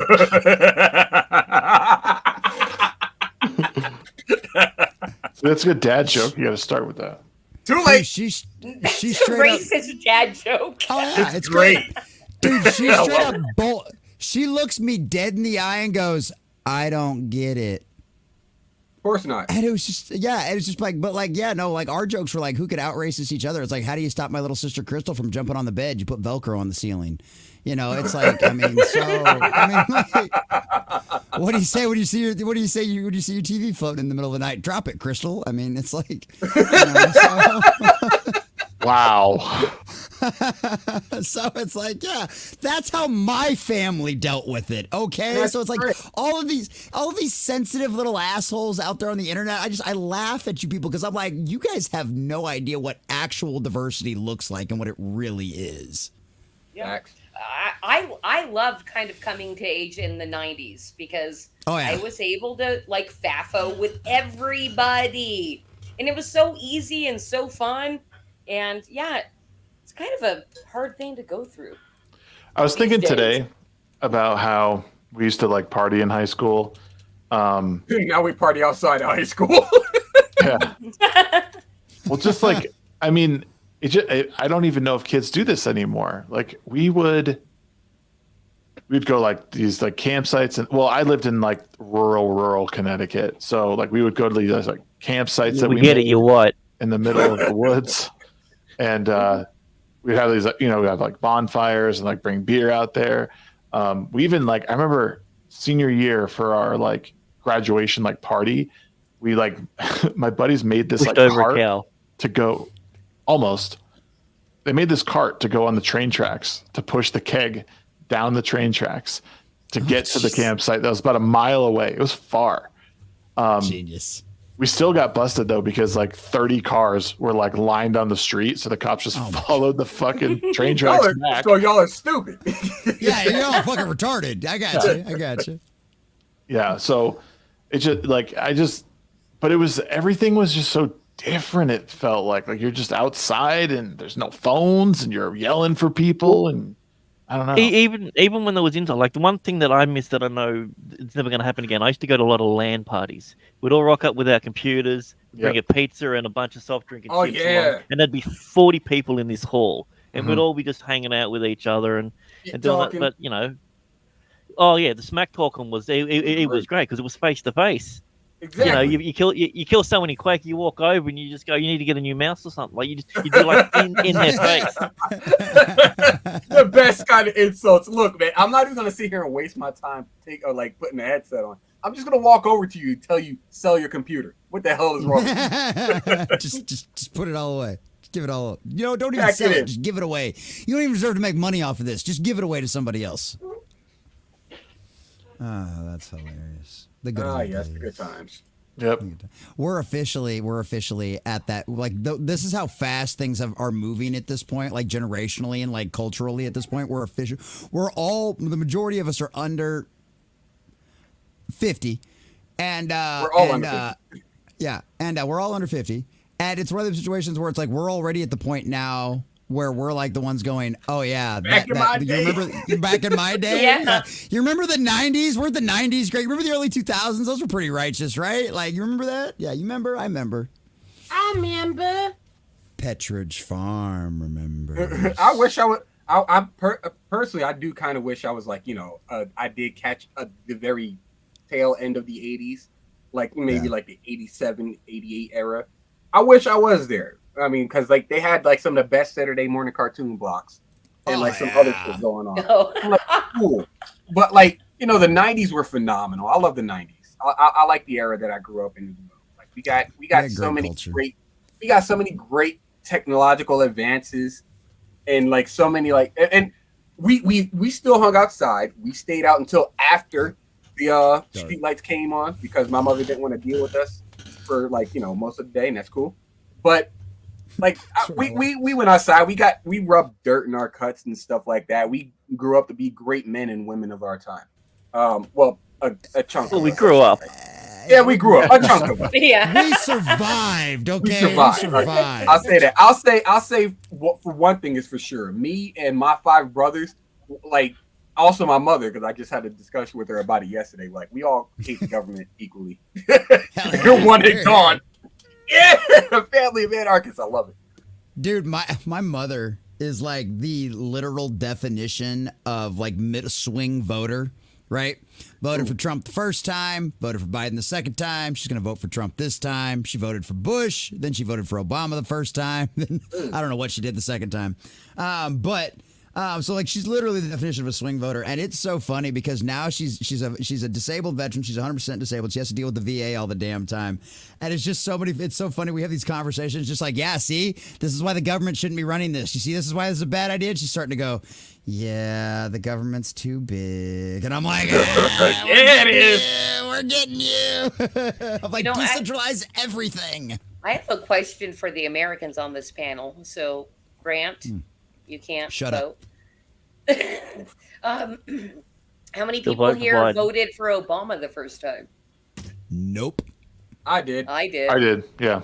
Yep. Nope. Not a chance. I'm not even going to sit here and fake the phone. I voted for him, but that's only because my mother told me to go vote for him. Like I otherwise was not going to vote. don't care enough to vote. Yeah. Barack Hussein Obama was It's in the kind of name, enough for people. me. Come on. Yeah, it was kind of in the name. I was like, yeah, it's kind of a dead giveaway. And we're all supposed to believe that Joe Biden made more votes. Come on! Oh my God! Shh, we're on YouTube. Be quiet. They won't get us to say nigga, but you do some fraud election. They won't get us to saying nigga, but if you do some election fraud shit, yeah, you might be gone. Yeah, absolutely. Oh yeah, trust me, it's funny how things they got away with so much for so long, whether it be culture, whether it be politics, or whatever it is. But the problem is, and it's like, you know, the old stupid saying about the silent majority and yada yada yada. And it's not that the silent majority is standing up and saying anything. It's just that the silent majority is just walking away. They're just checking out. And you know what? The best part about that works too, because when they check out, the money's gone. And so it's like this is working out in our favor. Yeah, we've lost a lot and it sucks, but overall, a lot of people woke up to what was going on. They smell the stink, and it sucks that it took a lot of hell that we've all gone through and a lot of things that we've lost in the process. But yeah, well, here we are. So at least we're on the upswing now. So, and by the way, upswing, go buy Rippaverse. Yaira's still available right now on demand. You can go get it. It's great. Yeah, get it. We also have read it. I'm saying that. Oh We yeah, also- that's we right. also That have a statue. McFarlane That statue. statue is Which- phenomenal. You can get with Zezel payments. You don't have to pay the $500 up front. You can get the Zezel payment. Zezel payments. Zezel. The fuck's a Zezel? It's a pay as you go. It's like layaway, except in reverse. Oh, okay. Yeah, we have Zip and Afterpay here. Oh, okay. Yeah, same thing. Yeah, same thing. Same. How does Well, that there's one called work? Klarna that's coming in as well. You put a, like, depending on which one you use, most of them you require a down payment, like the first payment, and depending on which one it is, they either make you pay it back every 2 weeks or they make it pay you back once a month. It just depends on which one you're using. So Yeah, so like Afterpay is, depending on how long you've been with, they'll give you a limit like $1,500 or $2,000. But your very first payment that you do, you have to have a quarter of whatever's in there, and then over the next 4 weeks, it divides whatever's that remaining 75% up into 4 payments. Oh, okay. So, Yeah, or if you've been with them long enough, then it's basically just like a credit card. It's just like, all right, you pay it off, but you've got to pay a minimum of 10% off. I think it was 10% off a fortnight or something like that, or 2 weeks for you Americans. no, we know what a fortnight is. We're not completely retarded. Yeah. Well, Just sheep. Oh, wait, I meant just shags. Sorry, damn it. Yeah, there you go. I'm tired. I mean, look, I'm us tired. blacks I'm look, high. Look. us blacks look the same. I understand. That's true. You all just look the same to me. So. I guess By the Shags way, isn't host- black. Yeah, Shags, no, you Shags could have isn't owned black, the he's whole black, blackness. he's This guy, this fucking man, you give him a layup, an absolute layup. The ball is right above the net, and he's like, I'm gonna do my own thing. Like he's Miles Morales or some shit like that. Loser. Oh, yeah. wrong with Yeah, he you? bought. Yeah, he got Destiny too. I still Me too. occasionally catch the Jobby Gamer playing that every once in a while. She's a big Destiny fanatic. Oh, Jobby Gamer. that's her She's jam. good people. Dude, like her and I were like on point with each other when the Halo series came out. I don't know who screamed louder, me or her. It was probably her, but like, oh god, that stuff. I was like, that's my spirit animal. I was like, I totally related to her. Yeah, shout out to Kat. She's great. Yeah, she's. Go check out her Kat is stuff. The Hijabi Gamer. Hijabi Gamer. Yeah, she's cool. She's really. Still don't know why she calls herself that. Weird. Same. I don't know. Have no idea. I bet she. I'm not gonna ask either. It's like asking a woman her age, which is also retarded taboo. Right. Yo, King, did you get Destiny as well? Speaking of women's ages, how old are you again, Shags? 30. I'm gonna be 39 on Friday. Damn, really? Yep. Damn, oldest and your oldest son or your youngest son is gonna be the same. He's gonna be. My oldest son is gonna be 7. There you go. We Look have at the same birthday. Yep. Yeah, I turned 38 back in last month. 38 last month. Yeah. My Speaking oldest, of, my oldest will be I'm 16 turning, this I'm year, turning though. 40 in October. are you really 40? Yep. Yeah, your youngest is what? like toddler age, right? 5. You old 5, okay. fuck. Yep. He's gonna be walking I was old across enough the that high I school can remember. graduation. In I'm old enough geriatric that I can days. remember buying the 14.48 kilobit modem for the first time, and then Holy about 2 shit! months later, they brought out the 56K, and I went, I can't believe it's that much faster. Yeah, 56K with the jet Wait. today. Yeah. Yeah. Oh wow. Dude, we had 2 lines in the house, so that way we could never get knocked off from it. Oh yeah, no, you're that's how you know you're a baller. 32 rich megabytes folks. of download data a month. That was the Ooh, highest baby. highest one, and we never went over it. Oh, Man, those back were the man, days. the internet was something wild back then. You know, like dude. back you look at a fucking a floppy that holds like a few megabytes on it, and you just like 1.44. Yeah, exactly. It's like this is the state of the art shit, and now we got like fucking microchips the size of a fucking pinky thumbnail that hold like 1.5 terabytes. You're like, what were we doing back in the day, man? Like we laid the groundwork. Yeah, we installed Windows 95 SE on it was 32 floppy disks to install it. Holy God! I'm glad ours came with it. It was 6 hours worth of work. Oh my God! Talking about the good old days. Every time I say something, I feel my back crack in another spot. Right? No shit. It's like, my ass is starting to hurt. Sitting in the chair for too long. Well, your biggest break was I got a 486, so monochrome monitor. Yeah. Big baller. Oh, dude. Look at this. My keypad has numbers on it. No, I don't know what scroll lock does, and I still don't. I'm still not entirely sure either, actually. You know what's funny is you guys remember that desktop that they had in the 90s that was The Office on Windows?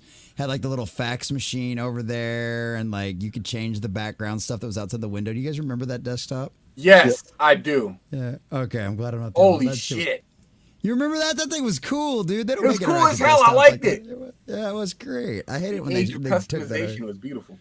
Yeah, it was. Because you could like change, like you could have like little rocket ships flying out behind the window behind you, and yeah. Adorable. Oh yeah. Sorry for making you feel old, Grant. Yep. Yeah, I just remember my first interaction with an AI was probably that paperclip from. Oh man, the paperclip was great. Yeah, that paperclip. And I always it's had the funny. dog. It's funny because the Microsoft Assistant is like it's usually everybody hated the paperclip, but then we got to a point where it's just like, you know what, the paperclip is kind of like Tom from MySpace. You just gotta respect him. Yep. Yeah. We all He's betrayed everybody's Tom. friend. You respect him. I would take. Tom for Zuckerberg. I want Tom back. Get rid of Zuckerberg. Elon, you can stay. Get rid of Zuckerberg. And give us Tom back. I miss Tom. It was great. Tom was. Well, we left Tom. It's not his fault. We left him, not the other way around. He had so many. Although I hear he's friends, gone too. now. He did so many friends. Bros, yeah, he has so many friends. Now he's somewhere. I'm pretty sure he's on an island with like 3 bad bitches right now. Oh yeah.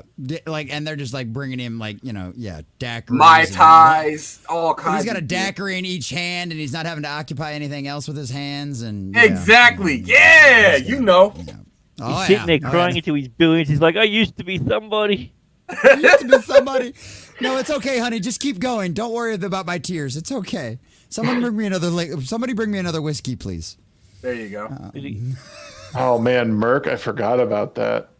Holy damn. shit. Oh, IRC, yeah, all those. There was ICQ Messenger. ICQ, yeah. Dude, I saw you'd have ICQ, you'd have Winamp running for all your music. Uh-huh. Yep, Winamp. Yep. There you go. Great. Yeah, love the ICQ. Holy shit. Old as hell. Oh my god. And you'd have Napster in the background downloading something. Oh yeah. Way before LimeWire.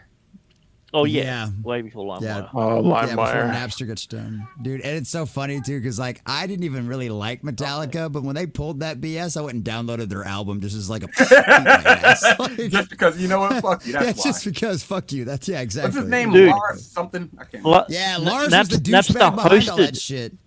They hosted their entire albums, all the way They up had to to after Saint that. Anger. Yeah. They hosted it on there. So if you wanted to get anything, doesn't matter where it was, they had like thousands of copies ready for you to go. And it was the fastest download on there. Good on them. Lars, you piece of shit. Yeah, everybody hates Lars. Yeah. Everybody hates Chris, but they hate Lars more. Look what the cat drag did. We were talking Oh, about core Core member. earlier. What's up, Core? Yeah, IRC Internet Relay Chat. Yeah. However, I gotta go. AOL chat rooms. I mean, I don't have anything to do tomorrow, but I gotta go anyway. I get like it. I gotta leave the stream. Nice. I gotta leave the show. That's what I'm saying. No, that's fine. But go ahead and we're take gonna, Squid babies. and we're gonna do memes after this. So, Sheep, what do you got coming up? Anything you want to share? Anything?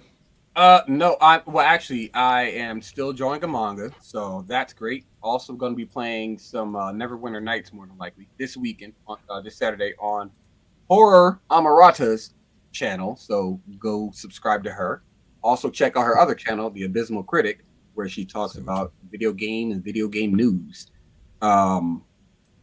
Otherwise, bye Yaira.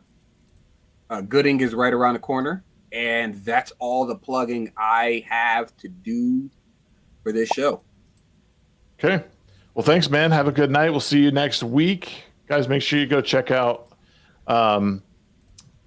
his locals and read the prologue. Yeah, fandemonium.locals.com. Yeah, go check out my OnlyFans too. I guess I have one. I don't know. The only sheeps. Bad. Only He's a sheeps. bad boy. Do I have something close to? Well, let me see. I could actually do this face works. There we go. That's my OnlyFans face. There you go. That sheep looks pleased with that sheep. Something like that. All right, let me get up out of here. All right, dude. Peace out. Good meeting you. Good meeting you, Christy. All right, y'all. Let's do some memes. We're going to wrap it up for tonight. It's been a lot of fun. Yeah, let's do it.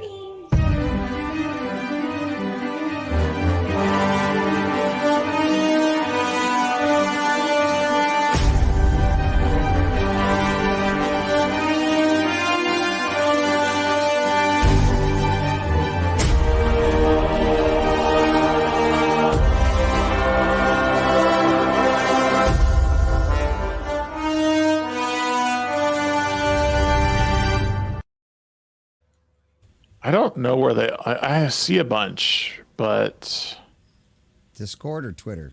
Twitter. Well, there's like 4. Oh.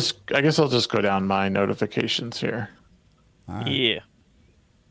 You do that, Shags. Wow, you guys really don't prepare at all, do you? Oh, wow. No, this is straight fly by the seat of your pants. Pray to God we can figure something out, and if not, by all means, it'll all just blow up and it'll be funny. So it's okay. Yeah, exactly. You guys are teaching me lessons. Oh yeah, we're here for you. You ready? Yes. I don't know if this is. Oh, motherfucker. Yo, man. You stop it. Stop ruining things, Leon. Come on, Yeah. Leon. Jeez. I'm going to turn this down because I feel like it's copyrighted music. No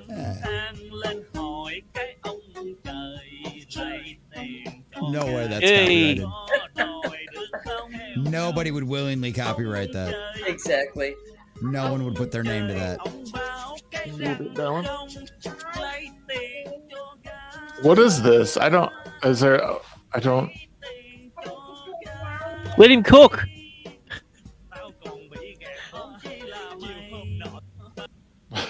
Fuck. Maybe I don't know the reference. Is there a reference I needed to know? Nothing to worry about. Oh, the cultural appropriation. There we go. There we go. There it is. Nice. Hey. Perfect. Love the shirt. Perfect. Oh God. Oh hell yeah, she played.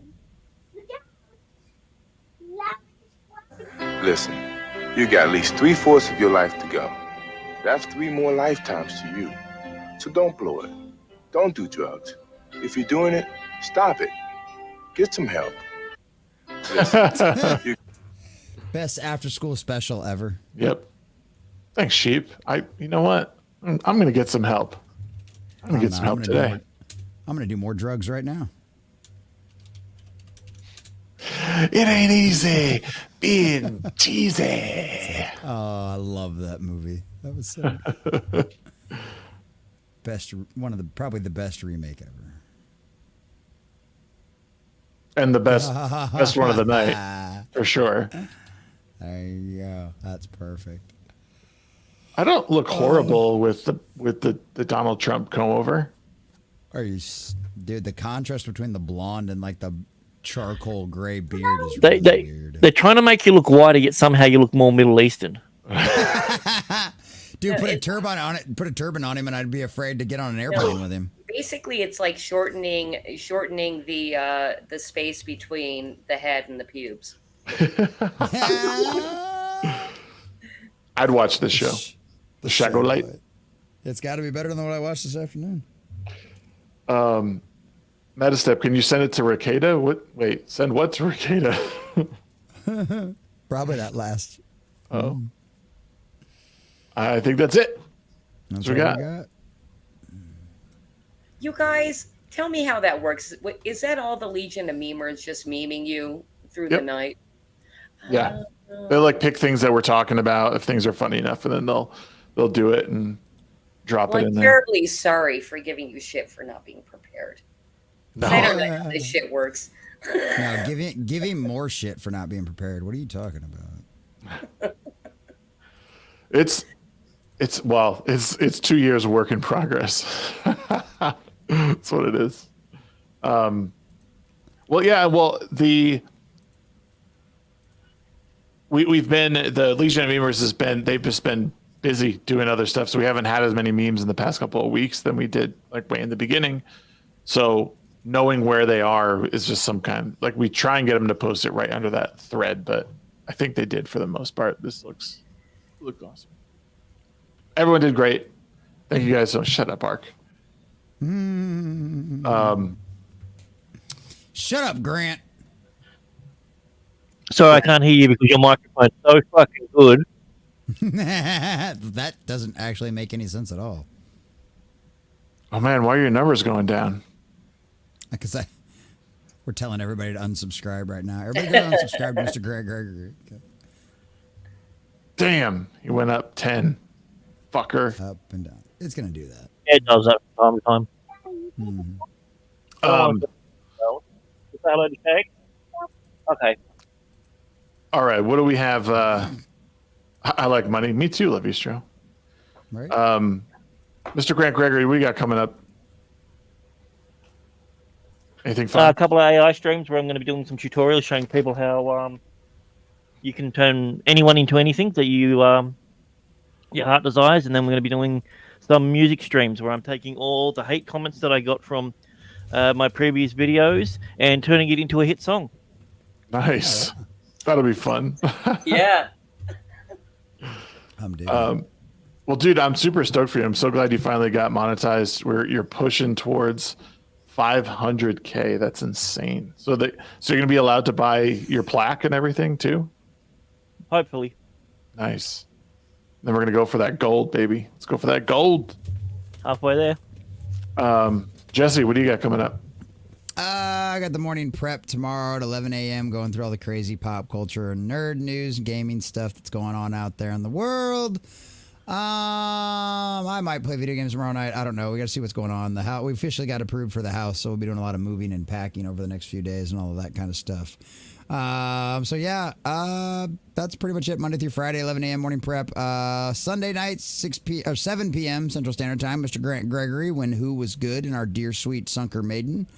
We'll be going and reviewing some of that. We've got 2 episodes of Torchwood to torture her with this week. And then we've also got another episode of Doctor Who, because we're going to slowly crawl our way through the 4th season so we don't burn through it too fast. And, of course, we want to get to some of the Sarah Jane Chronicles. So if you guys need a palate cleanser from all the abysmal things that have happened to Disney, Doctor Who, and what they've been doing over the last few years, join us over there on Sunday nights exclusively over on Rumble, because Rumble understands what fair use is. And Mr. Grant Gregory is a wealth of behind-the-scenes knowledge when it comes to all things Doctor Who, so he is very good to have around for all of that kind of stuff. And Sunker's just fun to look at. So come and check all of that out on Sunday nights, and we'll have a really good time. Oh, the nurse outfit too. Oh, that's right. Okay, so last Sunday we hit our $500 goal of our dear sweet Sunker Maiden putting on her librarian outfit and doing a photo shoot for us. So because we hit that $500 goal, she's supposed to be working on that this week, so I'll probably have to remind her. And we should have those pictures revealed Sunday night on the Doctor Who stream. So yeah, I love the fact that I have beautiful friends that are willing to objectify themselves so I can make money. God bless America. So yeah, that's what we got. That's what I got going on. All the fun times. So yeah, go come check out all my new videos that I'm posting out because the algorithm's been screwing with me for the last week. So even if you don't want to watch the video, just go over there and leave a like and say something in the comments. Even if you're talking shit, I don't care. Call me a bastard. It's whatever. I don't care. I'm tired and high. Let's go to bed. You bastard. Thank you. Christy, anything you got coming up you want to share? Yeah, I'm going to have to learn how to speak nonstop like Jesse. So, that's a God-given talent. That ain't it me. really That's is God-given talent. You told me that you listened to the best of them back in the day, and we are not live broadcasters, but we have started a weekly live stream, and I'm almost 6 months in, and not tomorrow. We stream only once a week. I'm sorry, I cannot have the grind like you guys do because, of course, we are selling a print comic satire magazine that you can pick up at FlipCityMag.com. And it is very, very, very funny. And Shagsworth will tell you once he decides to read it. But if he decides. When? If he decides. That is Grant. the key word, right? Hush, I'm going to report your channel for reused content. So weekly stream Thursdays at 6 p.m. PST, 9 p.m. EST. We do Creative Chaos, where every week we interview a different independent creator, and it's pretty much focused on putting physical media out there. So either somebody that's publishing their own comic book or music or something like that. If they have something physical, we are interviewing them. But we are celebrating 6 months, which is a huge feat for Flip City to actually stream for 6 consecutive months next week. And we are doing our very first FAFO stream where it's all reading Flip City content with people that I've had on the podcast. And there might be some people with names there. So check us out week after next and go to FlipCityMag.com. Buy a subscription. I swear you're not going to be sorry unless you're. It's really cheap too. It's like what, $40 for the year or $45 for the year or something. Yep, it's like $11 a magazine. Yep, and they get mailed out quarterly. It's kind of insanity. It is a steal. It is a steal, and we pretty much guarantee laughs, even though it's not a money back guarantee. But you'll still laugh. Oh yeah, there you go. Lavish just says mine's on the way. There you go. Well, thank you very, very much for coming on, especially it was kind of on short notice. So thank you for jumping in and being a part of the stream. I look forward to reading. It is as for me this week, guys, I have I'm doing a birthday stream either Friday or Saturday. I haven't decided on the day. I'll let everyone know tomorrow. I'll do a community post on it. I'll share it in Discord. Please keep an eye on that. It just got to work some stuff out. I'm definitely taking the day off on Friday. I'm not working. Fuck that shit. But I just don't know because I might take my son out and do something with him, or I might just send him to school and just take some time for dad. Other than that, tomorrow night is also my interview, with Zach Shutt from Meta PCs. We'll be talking with him. And then Monday, as of right now, I'll be sitting down with Camelot. That might change. I'm not 100% sure. He might be busy. He's doing NASCAR. You know how he does it. But that's it. No, I don't. I don't understand a word that comes out of that guy's mouth. You guys speak the same, though. What are you talking about? Yeah, you guys actually have a very similar accent. So I don't know what the problem is. The fuck are you talking about? But no, thank you guys so much. Thank you for the donations, the gifted subs tonight, 3 subs. It's been a lot of fun. We are out of here for tonight. Look forward to seeing you guys next week. See you then. See ya. Bye.